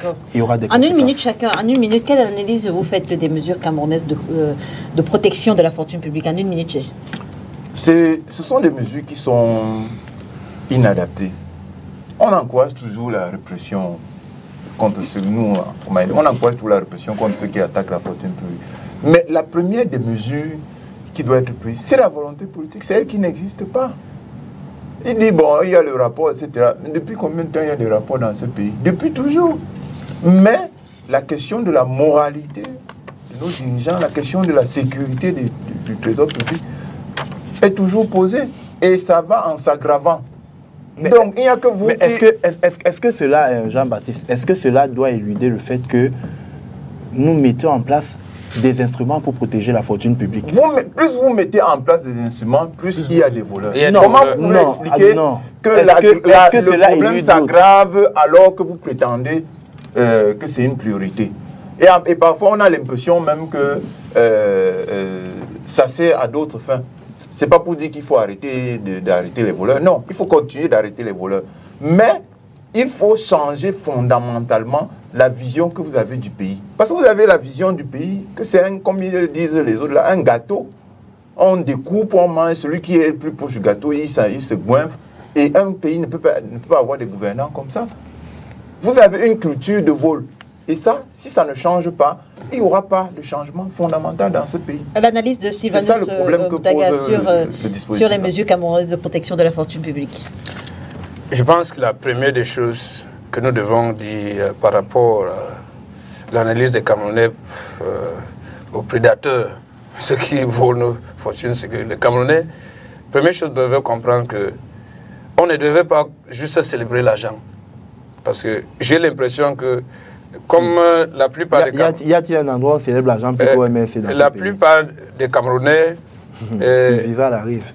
Juste parce que tout le monde vit dans la misère, qui est le résultat du régime en place. Parce qu'il faut maintenir des Camerounais dans la misère pour les prendre comme les bétail électoral. Le moment arrive, à la veille de l'élection, on vient leur donner 2 000 francs CFA, 500 000, ils votent, ils oublient. Je dis, nous devrons, les Camerounais, comprendre que la justice camerounaise, je dis honnêtement, n'est pas libre de fonctionner. Et surtout en ce qui concerne les détournements organisés par le système administratif, les Camerounais doivent se mobiliser à travers les partis politiques, à travers la société civile, pour mettre la pression sur le régime et sur la justice. Quand les cas de détournements sont soupçonnés, on doit mettre la pression à ce que l'éclairage soit fait, à ce que ceux qui sont coupables répondent de leurs actes haineux et honteux. Les amis de Valérie Mandengue. Valérie Mandengue avant Evladas Kenyé. L'analyse que vous faites des... L'analyse que je fais, c'est que on ne saurait dire que c'est un problème social, mais en réalité, depuis pratiquement une vingtaine d'années, notre pays est confronté de façon systémique au problème de la corruption. Vous avez vu, j'ai relancé Jean-Baptiste tout à l'heure en indiquant qu'effectivement, il fallait avec beaucoup de courage mettre aussi en place des instruments, des cadres qui permettent de protéger la fortune publique. Lorsque vous mettez en place une juridiction d'exception comme le TCS, c'est que vous êtes conscient qu'il y a quelque chose qui ne va pas. Lorsque vous mettez en place des juridictions comme le contrôle supérieur de l'État, l'inspection des services et j'en passe, c'est que vous êtes conscient qu'il y a quelque chose qui ne va pas. Les gens, entre guillemets, vont soit toujours ou peut-être détourner, mais cela n'empêchera pas qu'on va toujours mettre les instruments aussi pour les épingler. La bonne moralité voudrait que tout le monde se mette au service de son pays, mais il suffit de regarder des démembrements qui sont les nôtres dans nos castes sociales, jusque dans nos entreprises, pour comprendre que effectivement, il faut toujours s'armer de beaucoup de courage. Et le chef de l'État est le premier à le reconnaître, a dit qu'est-ce qui nous manque par rapport aux autres pays. Mais ce qui nous manque, c'est des hommes et des femmes qui, à un moment, se mettent aussi au service de la nation. Oui, sur la question de la protection de la fortune publique, je crois que le régime en place a montré son incapacité à lutter contre cette histoire de régime-là, même, c'est quoi? Vous le dites dans tous les plateaux, régime. C'est quoi le régime? Parce que le détournement fait partie du mode de gouvernance du RDPC. Et M. Mandengue a cité tout à l'heure la CONAC, la Chambre, les différentes organisations qui sont mises en place. Mais je veux rappeler qu'au-dessus de toutes ces organisations-là, il y a la Constitution du Cameroun, qui, dans son article 66, dit, par exemple, qu'il faut déclarer les biens. D'accord. Ils ne le font pas. Quelle ils ne vont pas déclarer les biens. Et on va voir à la sortie du gouvernement, à la sortie, à la fin de leur fonction, on va les voir assis sur des fortunes colossales sans que ça n'inquiète personne. Parce que lorsqu'on parle de détournement, je crois qu'il faut donner quelques chiffres aux Camerounais pour montrer le niveau de méchanceté de ce gouvernement. Sur la question, par exemple, pour revenir sur les comptes, sur l'achat des gants et thermomètres, ils ont réussi à faire un dépassement de plus de 21 milliards, en termes de 21 milliards de dépassement. Sur l'achat des tests, ils ont réussi à faire un dépassement de 14 milliards, en faisant des surfacturations également. Mais imaginez-vous que pour la santé, pour l'achat des médicaments, on avait prévu 1 milliard, ils ont acheté les médicaments pour 300 millions. Ce qui concerne la santé, ce qui devait permettre aux Camerounais de retrouver la santé. Donc, on a donné 1 milliard pour acheter les médicaments. Oui. Ils ont acheté pour 300 millions. Oui, 300 millions. Là, il fallait acheter les gants. Ils ont dépassé 21 milliards. Oui. Pour produire la chloroquine, on a prévu 4 milliards. Ces gars n'ont dépensé que 657 millions. Et même les 657 millions, ils ont acheté la chloroquine en Chine et venu emballer ça au Cameroun pour nous faire croire qu'on produisait au Cameroun. Donc la situation est tellement grave et pensez à une solution venant des amis de M. Mandengue. Je crois qu'il faut attendre très longtemps. Reparlons de la polémique autour de l'initiative Survie lancée par le professeur Maurice Kamto pour venir en aide aux couches vulnérables plus fort de la pandémie coronavirus. C'était également l'un des sujets phares cette année. On commence avec vous, Sylvanus. Quel est le regard que vous portez sur cette initiative à son lancement? Est-ce que votre sentiment est resté le même à la clôture des comptes? Je dois commencer d'abord par féliciter l'initiateur de cette initiative, le professeur Maurice Kamto, et la bonne foi de tous les gestionnaires des fonds de l'initiative Survie Sauveur Cameroun Initiative. Je félicite d'abord le président de cette initiative, de regretter mémoire, président Penda Ekoka, qui a tellement œuvré pour la réussite que nous l'avons trouvé. Je regrette aussi le fait que le régime en place avait tellement combattu cette initiative, qui était une initiative louable, appréciée par les Camerounais, qui font de plus en plus confiance au professeur Maurice Kamto et je peux dire l'ensemble des partenaires, ou je dis des alliés du mouvement pour la renaissance du Cameroun. S'il y a eu des polémiques autour de la gestion du suivi Cameroun Survival Initiative, je voudrais vous dire que c'est toujours des manœuvres, des manigances du régime en place qui est toujours dans sa logique de combattre toutes les partenaires du Cameroun qui ont la bonne foi, qui peuvent œuvrer à l'épanouissement de ce pays. Vous avez vu que dès la naissance, qu'on peut dire, de cette initiative, nous avons vu toute la machine gouvernementale, même ceux qui aujourd'hui qui sont cités comme des détourneurs de l'argent de 180 milliards qui ont été travaillés par le Fonds monétaire international. Vous voyez,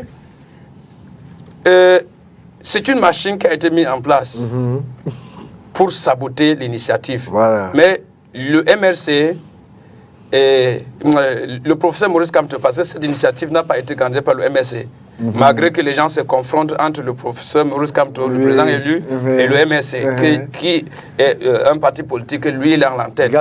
Les gens ne font que envoyer leur lettre de félicitations. Je pense de la communauté des ZK, plus récemment, ceux qui ont félicité, je pense d'autres de Njombe Penja même, qui ont félicité le professeur Maurice Kamto, la plupart des personnes.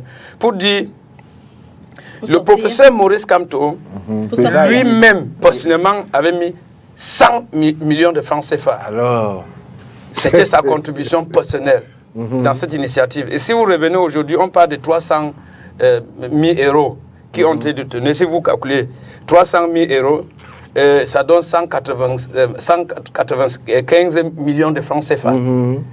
Pour un homme qui a mis 100 millions de francs CFA comme sa part de contribution, sans citer d'autres cadres du mouvement pour la renaissance du Cameroun qui ont contribué, certains ont contribué, vous ne pouvez pas dire que 195 millions de francs CFA est la somme détenue dans Covid de l'initiative Survie Cameroun Survival Initiative, et ça donne, je vous en prie, ça donne un sens. Le président Maurice Kamto, avec les experts internationaux, l'audit indépendant, ont bien expliqué. Il y a un problème de BOC. Problème de BOC. Vous connaissez comment le BOC fonctionne. Il y a un dysfonctionnement dans le système électronique qui était censé gérer ce fonds. Je prends l'exemple. Rapidement, on a encore un autre sujet. Quelqu'un pouvait envoyer son agent par EP électronique, par la voie électronique. Et il filme la facture. Il envoie ça. On comptabilise manuellement. Et ceux qui travaillent dans la machine contrôlée manuellement, avec la voie électronique, de moment, ça donne les surfacturations. Et quand on réconcilie les deux reçus, les deux données. Vous voyez que ça donne les données exactes. Et Valérie Mandingue me dit que 195 millions de francs CFA, c'est ce qui dépasse le professeur Maurice Kamto, le MSC. C'est juste de manière, vous savez, dans l'ancienne sorcellerie, comment ça fonctionne. Il faut toujours jeter le tort sur un ange pour couvrir les multitudes de péchés. Et c'est juste ce que les partenaires de RDPC a voulu faire. Merci Sylvanus Moutaga. Jean-Baptiste Ketchaten, la polémique autour de l'initiative sur l'humanigance du régime en place, comme le pense Sylvanus? Je ne sais pas. Bon, on peut porter n'importe quelle accusation. Quand il dit manigance, il se fonde sur quoi? Parce que je ne vois pas les éléments. Je m'attendais à ce qu'il donne un élément nouveau. Je n'ai pas entendu d'élément Plusieurs mois après que soit retombée finalement cette polémique, quel est le regard que vous portez sur l'initiative Survie aujourd'hui? Le même que nous portions à l'époque. Lequel? C'est que c'est un mouvement que des organisations politiques lancent pour s'attirer les sympathies du public en mettant les autres opposants, en les accusant d'être de connivence avec le régime et de dire qu'on abandonne le peuple camerounais, etc. Bref, c'est une espèce de manipulation politique. Non, je ne crois pas. Je ne crois pas. Jean-Baptiste, vous êtes un homme que je respecte tellement. Et je pense que le bon sens Sylvanus Moutaga, quand vous aviez la parole, il vous a écouté. Non, le problème, ce n'est pas... J'attends des choses que je ne pense pas qu'un homme comme Jean-Baptiste, que je le respecte personnellement, que je sais que c'est un homme éclairé, pouvait tomber dans la logique du régime en place, du dénigrement. C'est la paranoïa. Ils sont dans la paranoïa. Le problème, M. Moutaga, c'est une question morale. Et quand la question et vous ne doutez pas la moralité de l'homme, le professeur Maurice Kamto. Écoutez, Sylvanus Moutaga, loin de cela, je ne pense pas que vous pouvez faire ce genre de Sylvanus Moutaga, on a encore notre sujet. On a encore notre sujet, permettez. Allez-y, Jean-Baptiste Ketchaten. Il faut que dans ce pays, à un moment donné, les gens assument un peu leurs actes. Voilà des gens qui sortent du gouvernement. Ils ne font pas le bilan de leur séjour au gouvernement. Après avoir... Il l'a déjà fait. Sylvanus Moutaga. Je ne peux pas être sur un plateau, j'entends les mensonges grossiers comme ça, je reste vous relevez, vous faites comme tous les autres, vous relevez. Vous voulez son bilan? Oui. On t'a écouté religieusement. Dans son passage ici même à STV, je pense qu'il en a déjà fait son bilan. Donc il a dit que son bilan est positif. Sauf que il n'a pas gagné les marchés au gouvernement. Il n'a pas gagné les marchés. Valérie Mandingue, vous me demandez si elle a gagné les marchés. Si on discute comme ça, on peut pas avancer. En 2021, on est en train de discuter. Moi, je ne vois pas pourquoi est-ce que... Maurice Kamto. Moi, ça m'intéresse pas. Laisse Jean-Baptiste finir de parler. Non, mais pour moi, c'est pas incroyable. Sylvanus Moutaga, la question est simple. Faites comme les autres. Si vous avez des choses à relever, vous prenez des notes. Et après, je vous redonne la parole. Allez-y, voilà, vous faites comme tous les autres. Non, vous faites comme tous les autres. Sylvanus Moutaga, le dénigrement, le sabotage, le chantage. Madame Léla, c'est une stratégie. Allez-y, Jean-Baptiste. Non, je dis il faut qu'on évite ça. Peut-être qu'on laisse tomber la question. Sylvanus Moutaga, vous relevez. Allez-y, Jean-Baptiste Ketchaten. La question se pose d'un point de vue moral. Voilà les gens qui sortent donc du gouvernement dans lequel ils avaient participé et ils ont demandé que tout le monde soutienne. Monsieur Kamto, ministre, Monsieur Penel Koka, conseiller. Donc bref, c'est le gouvernement de la présidence, Feu Penel Koka, et l'ancien DPC King, tout ça. Bref, ils sortent de là et ils se mettent à faire la leçon à tout le monde. Dans le reste de l'opposition, on ne leur tape pas dessus parce que c'est des gens, ils sont pourris, etc. J'utilise ces termes-là pour que les Camerounais comprennent bien. Voilà donc des gens qui s'expriment ainsi et qui font venir vers eux des foules fanatisées, qui insultent tout le monde, qui calomnient tout le monde. Non. Et un beau matin, les mêmes viennent nous dire qu'ils ont volé de l'argent. Vous voulez qu'on leur réponde quoi? Sincèrement, quand vous avez adopté une telle attitude et qu'après un tel scandale éclate entre vous, vous voulez qu'on vous dise quoi? Moi, je suis sûr que si Kamto lance suivi en hommage à Penel Koka, les gens qui le suivent vont encore cotiser. Parce que ça relève de la manipulation des esprits. Mais ça dure un temps, ça ne peut pas durer éternellement.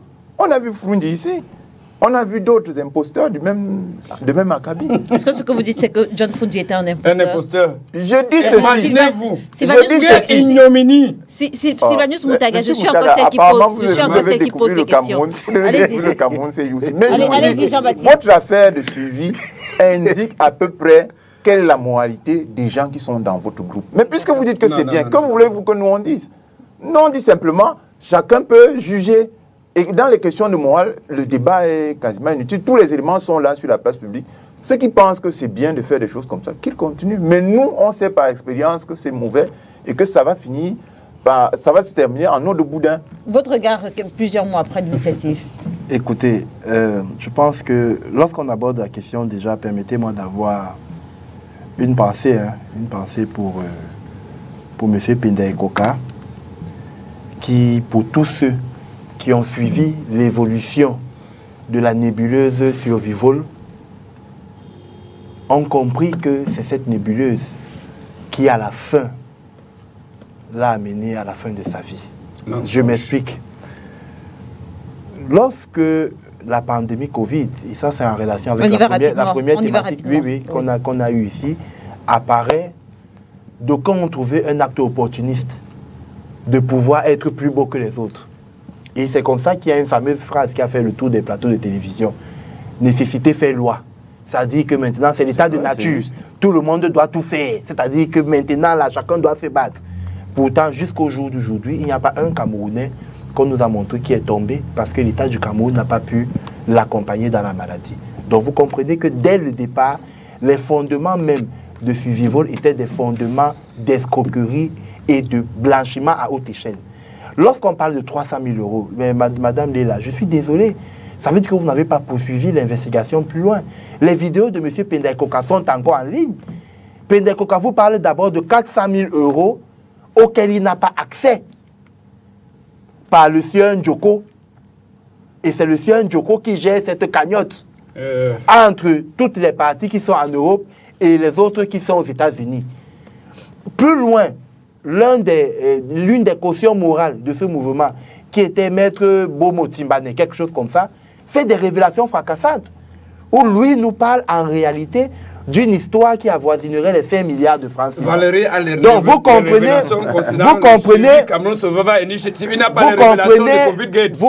très bien qu'en ce moment-là, on était face à une nébuleuse aux tentacules très dangereuse. Et c'est pourquoi, moi j'ai été, excusez-moi, vous allez peut-être dire que ça sort du cadre d'un communicant du RDPC, j'ai été de ceux qui avaient été très durs à l'époque en rappelant au ministère de tutelle des partis politiques, entre guillemets, qui est le MINAD, que même la Constitution nous dit ce à quoi les partis politiques doivent atteindre comme objectif dans son article 3. Les partis politiques concourent à l'expression du suffrage. Et ils s'expriment dans un cadre légal bien ordonnancé. Quelle est cette histoire où un parti politique est devenu du jour au lendemain une ONG, une église de réveil, où on lève des fonds de gauche à droite, on ne sait pas où ces fonds vont. Jusqu'aujourd'hui, il parle de clôturer, il dit que tantôt Camte n'est pas dedans, tantôt Camte est dedans. Camte, ce n'est pas son initiative, mais c'est Camte qui clôture les comptes. Ce n'est pas l'initiative de Camte, mais c'est Camte qui lance les audits. Et on va plus loin. Non, il a dit que jusqu'à ce que M. Penda Ekoka, décède, il n'y a pas de différence, c'est Camte, c'est l'initiative de Camte. Ils essayent de se déminer, c'est Camte. Maintenant donc, jusqu'au moment où l'initiative se clôture, parce que c'est Penda Ekoka qui avait la charge, et il vous souvient que les relations étaient très délétères, au point où le MFA est devenu, pour la première fois, a battu un record dans ce pays. Vous connaissez un parti politique qu'on interdit de funérailles, d'obsèques. Le MS a été officiellement par la famille de Penda Ekoka, parce que la famille de Penda Ekoka tient le MSI responsable du décès de M. Penda Ekoka, parce qu'ils l'ont voué à toute...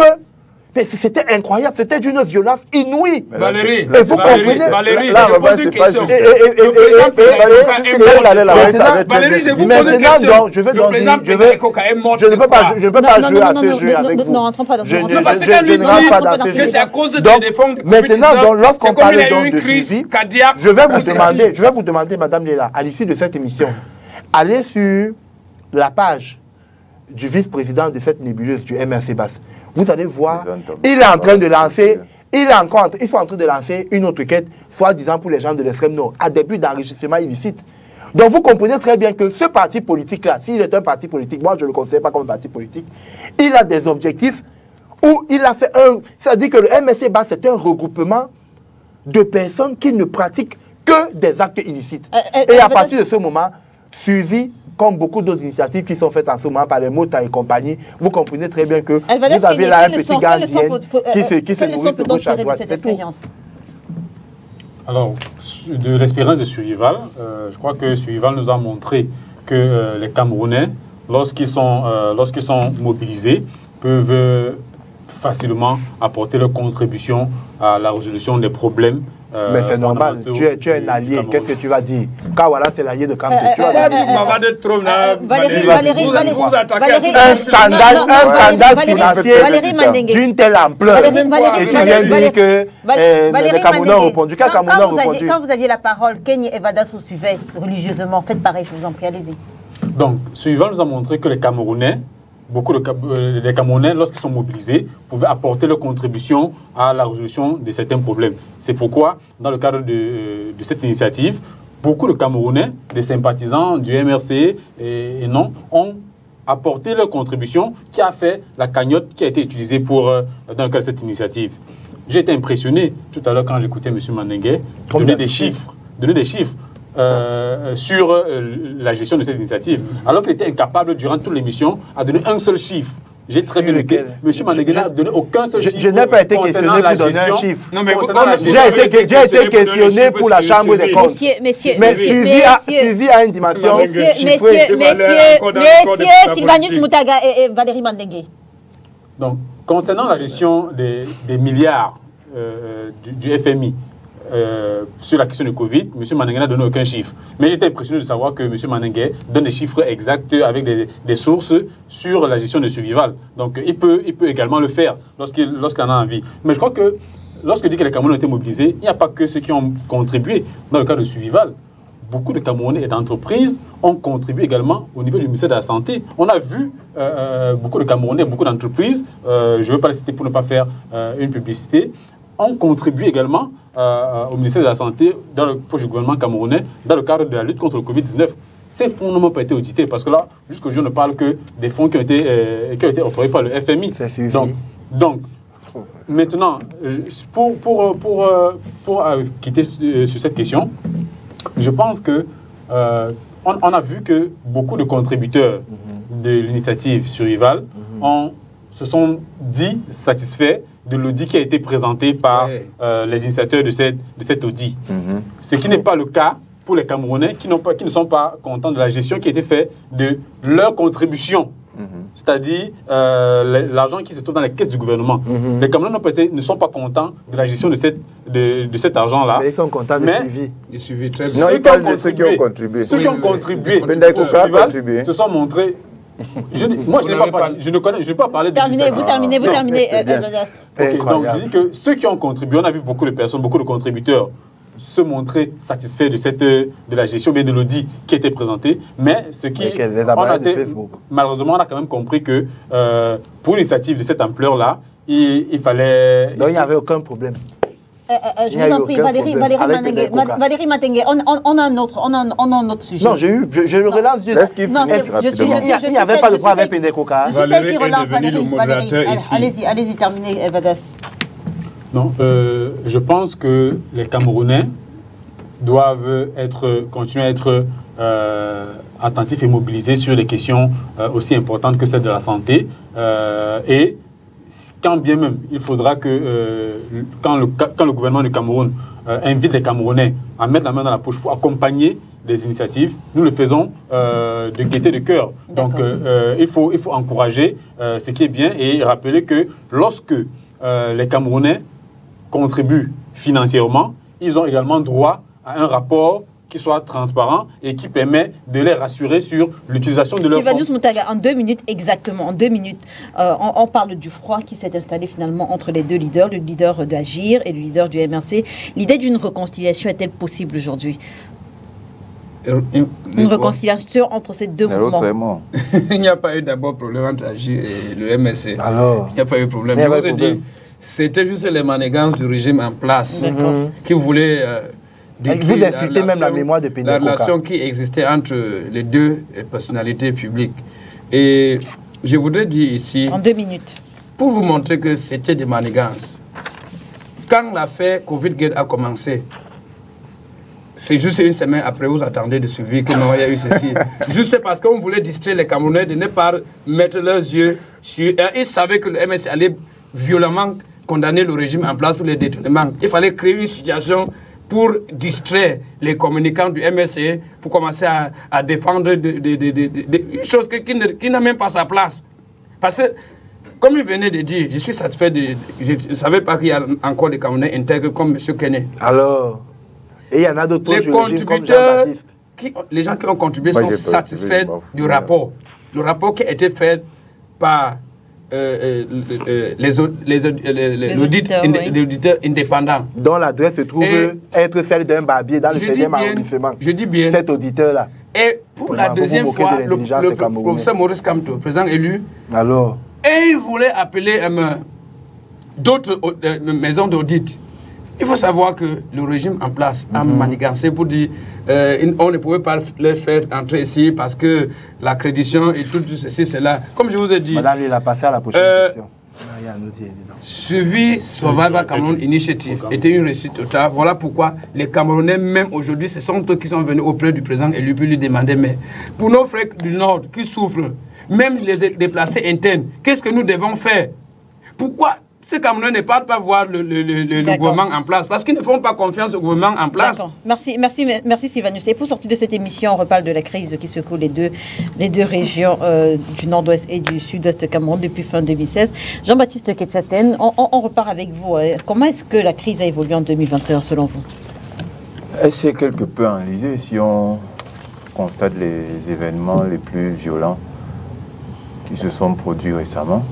Et c'est quelque peu enlisé parce qu'on aurait souhaité que les attaques, notamment contre les personnes civiles, les enfants et les soldats du Cameroun, soient plus enregistrées. Donc, ces 2 ou 3 attaques qui ont marqué l'opinion sur les 6 derniers mois indiquent que l'affaire n'avance pas beaucoup vers le sens de la fin, même si globalement, on est toujours en train de se diriger vers la fin parce qu'on ne ressent plus dans l'opinion, on ne ressent plus dans la vie quotidienne cette idée terrible qui habite nombre de nos compatriotes qu'il faut soutenir la création d'un État d'Amazonie sur une partie du territoire camerounais. Ça, c'est en train de reculer dans les esprits. Mais sur le terrain, il y a encore des exactions, il y a des violences, il y a ces attaques terribles, cruelles contre les enfants qui vont à l'école. Et c'est ça qui donne l'impression qu'on barbote un peu. Mais globalement, on peut dire qu'on avance doucement vers la fin. Malheureusement, il y a, comme on a pu le noter, des partis comme le MRC, comme le CPP, qui soutiennent l'idée que cette affaire-là, on doit soutenir ça dans le sens de maintenir la pression sur le gouvernement. Parce que ce type de violence-là, ces incidents que l'on note là, ça maintient la pression sur le gouvernement. Mais ça coûte plus cher aux gens qui vivent la situation sur le terrain qu'au gouvernement.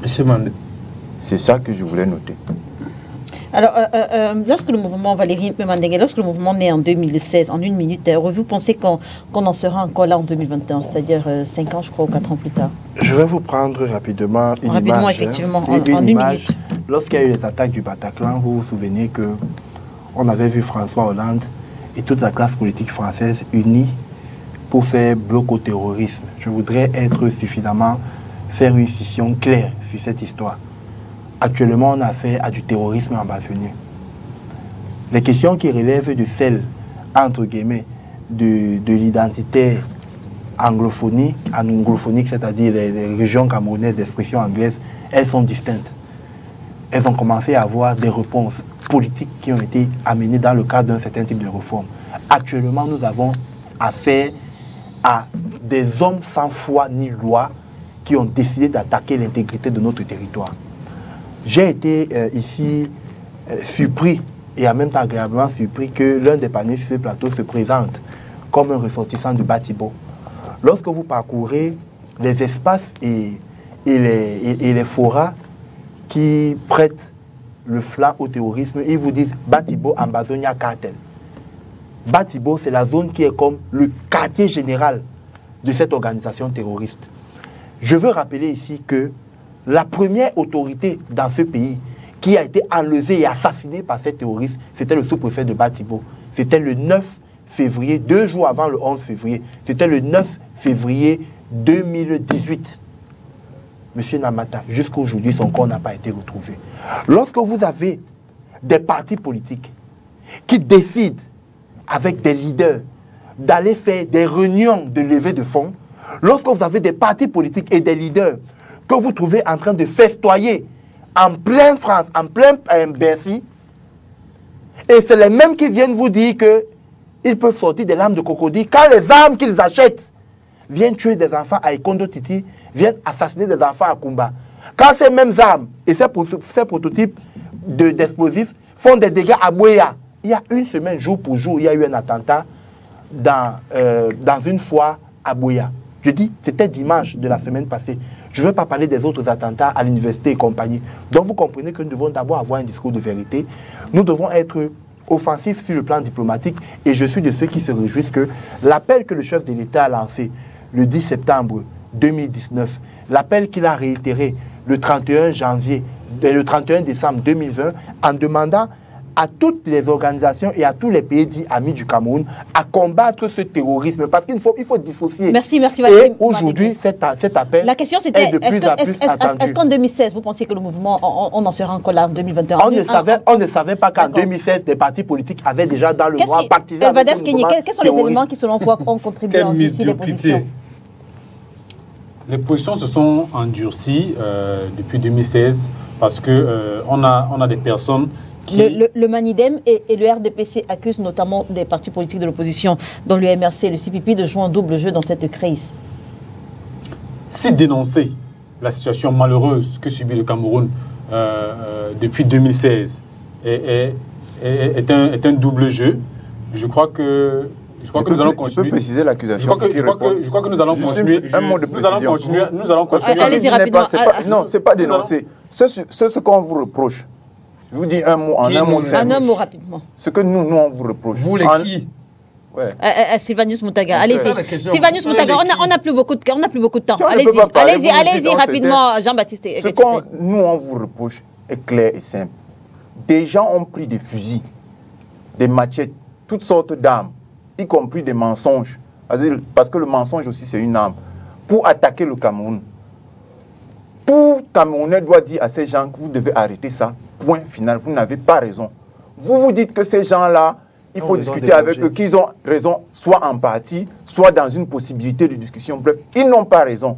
Vous leur donnez raison en partie, en disant c'est parce qu'on a tué sa mère, c'est parce qu'on a brûlé sa maison, etc. Et puis vous dites que les responsables à l'origine de cette situation doivent venir régler le problème, c'est-à-dire les Occidentaux. Voilà ce qu'on vous reproche. Ce n'est pas le fait que vous dites qui ne sait pas que le Cameroun est mal géré, qui ne sait pas que le gouvernement du RDPC est responsable de la situation. Ce n'est pas de ça qu'il s'agit. Allez-y. Je crois qu'il faut arrêter de faire de la mauvaise foi. Le CPP et sa présidente notamment fait partie des cibles de ceux qui ont pris les armes contre l'État du Cameroun. Parce que nous dénonçons... Même Frundi. Jean-Baptiste, je vous en prie. Allez-y, Elvadas. Parce que nous dénonçons cette situation. Et je crois que dès le début de cette crise, nous avons dit que les armes ne devaient pas être la solution. Oui, nous estimons qu'il faut que les Camerounais s'asseyent autour de la table pour discuter. Si le faire, c'est encourager cette situation... Je suis... Où était passé ton leader quand Ayafo a été décapité? Où est passé ton leader chaque fois qu'il y a eu des exactions, des crimes de guerre, des crimes contre l'humanité? Où est passé ton leader? Et tu sais qu'il y a une vidéo où on voit ton leader assis avec des gens en Allemagne. Où est passé ton leader chaque fois qu'il y a eu des atrocités? La question est de savoir... Vous venez faire la malice. Est-ce qu'on doit condamner les Amazoniens? Je vous en prie, Jean-Baptiste Ketchaten. Allez-y, Evaldas. Nous avons pour le mois de novembre, comme nous le faisons depuis le début de l'année 2021, fait un état des lieux des différents cas de meurtre qu'on a eu. On a eu pour le mois de novembre seulement 32 Camerounais qui ont perdu la vie dans le cadre de cette crise. On a vu un analysement de la situation parce qu'aujourd'hui, non seulement ils utilisent des armes de guerre, ceux qui ont pris les armes contre l'État du Cameroun, mais ils ont évolué, ils utilisent aujourd'hui des engins explosifs improvisés et on a dénoté pour le mois de novembre 5 explosions. On a vu pour le mois de novembre également, on a pu noter 14 enlèvements, rien que pour le mois de novembre, dans le cadre de cette crise. Donc nous dénonçons et nous avons, et au-delà de la dénonciation, nous faisons des propositions concrètes que le gouvernement en place refuse de les pratiquer. Laquelle? Non. Quelle proposition? Allez-y, Elvadas. Nous pensons qu'il est totalement incompréhensible que des personnes soient maintenues en prison. Voilà la proposition. C'est le cas, par exemple, voilà la proposition. Des petits de Mancho BBC, des personnes qui sont ouvertement contre la lutte armée, soient maintenues en prison, pendant qu'on donne la possibilité à ceux qui ont égorgé les militaires camerounais de rejoindre les camps de concentration et d'être nourris à travers l'argent des Camerounais. Donc nous pensons que c'est une situation totalement incongrue et nous dénonçons cela. Et nous pensons qu'il faut que les Camerounais s'asseyent. Ceux qui ne sont pas contents et qui ont pris la malheureuse solution des armes. Vous ne demandez pas qu'ils déposent les armes. Pourquoi vous ne demandez pas qu'ils déposent les armes? Point à la ligne. Qui a qualité à porter les armes d'affaires? Je vous en prie. Non seulement vous m'empêchez de parler, mais vous estimez savoir ce que je vais dire. Je n'ai pas demandé. Maybe you can say it in English. Say it in English. Je voudrais parler en français. D'accord. Vous savez pourquoi j'ai choisi de parler en français aujourd'hui? Non, allez-y rapidement, sinon... Tout le temps que j'arrive ici, c'est toujours en anglais. Je vais dire une chose à M. Valérie Mandengue. Oui, je suis fier d'être Batibo 100%. Est-ce que je te l'ai Et je ne peux jamais décliner, refuser que je ne suis pas ressuscitant de Batibo pour ne pas être comme un terroriste. Je dis c'est toujours la même chose que vous faites. Laquelle? Mon appartenance, mon origine ne m'enlève rien. Je parle des actes terroristes qui se passent à Batibo. Je dis que je ne suis pas responsable de ça. Et je dis, qu'est-ce que tu fais pour que Batibo ne se vide pas? Valérie, pourquoi tu n'identifies pas ceux qui tuent les gens? C'est toujours votre arrogance. Pourquoi tu n'identifies pas ceux qui assassinent les gens à Batibo?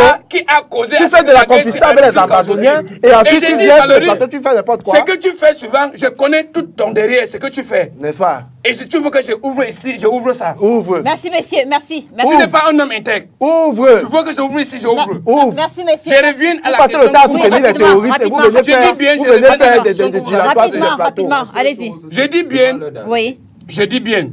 Pour faire semblant que la crise anglophone est juste une crise, comme on peut venir ici dire, il faut appeler les partis de l'opposition pour dire arrêtez sur ce que vous faites, ceci, cela, et dire professeur Kamto, c'est lui qui a fait ceci, cela.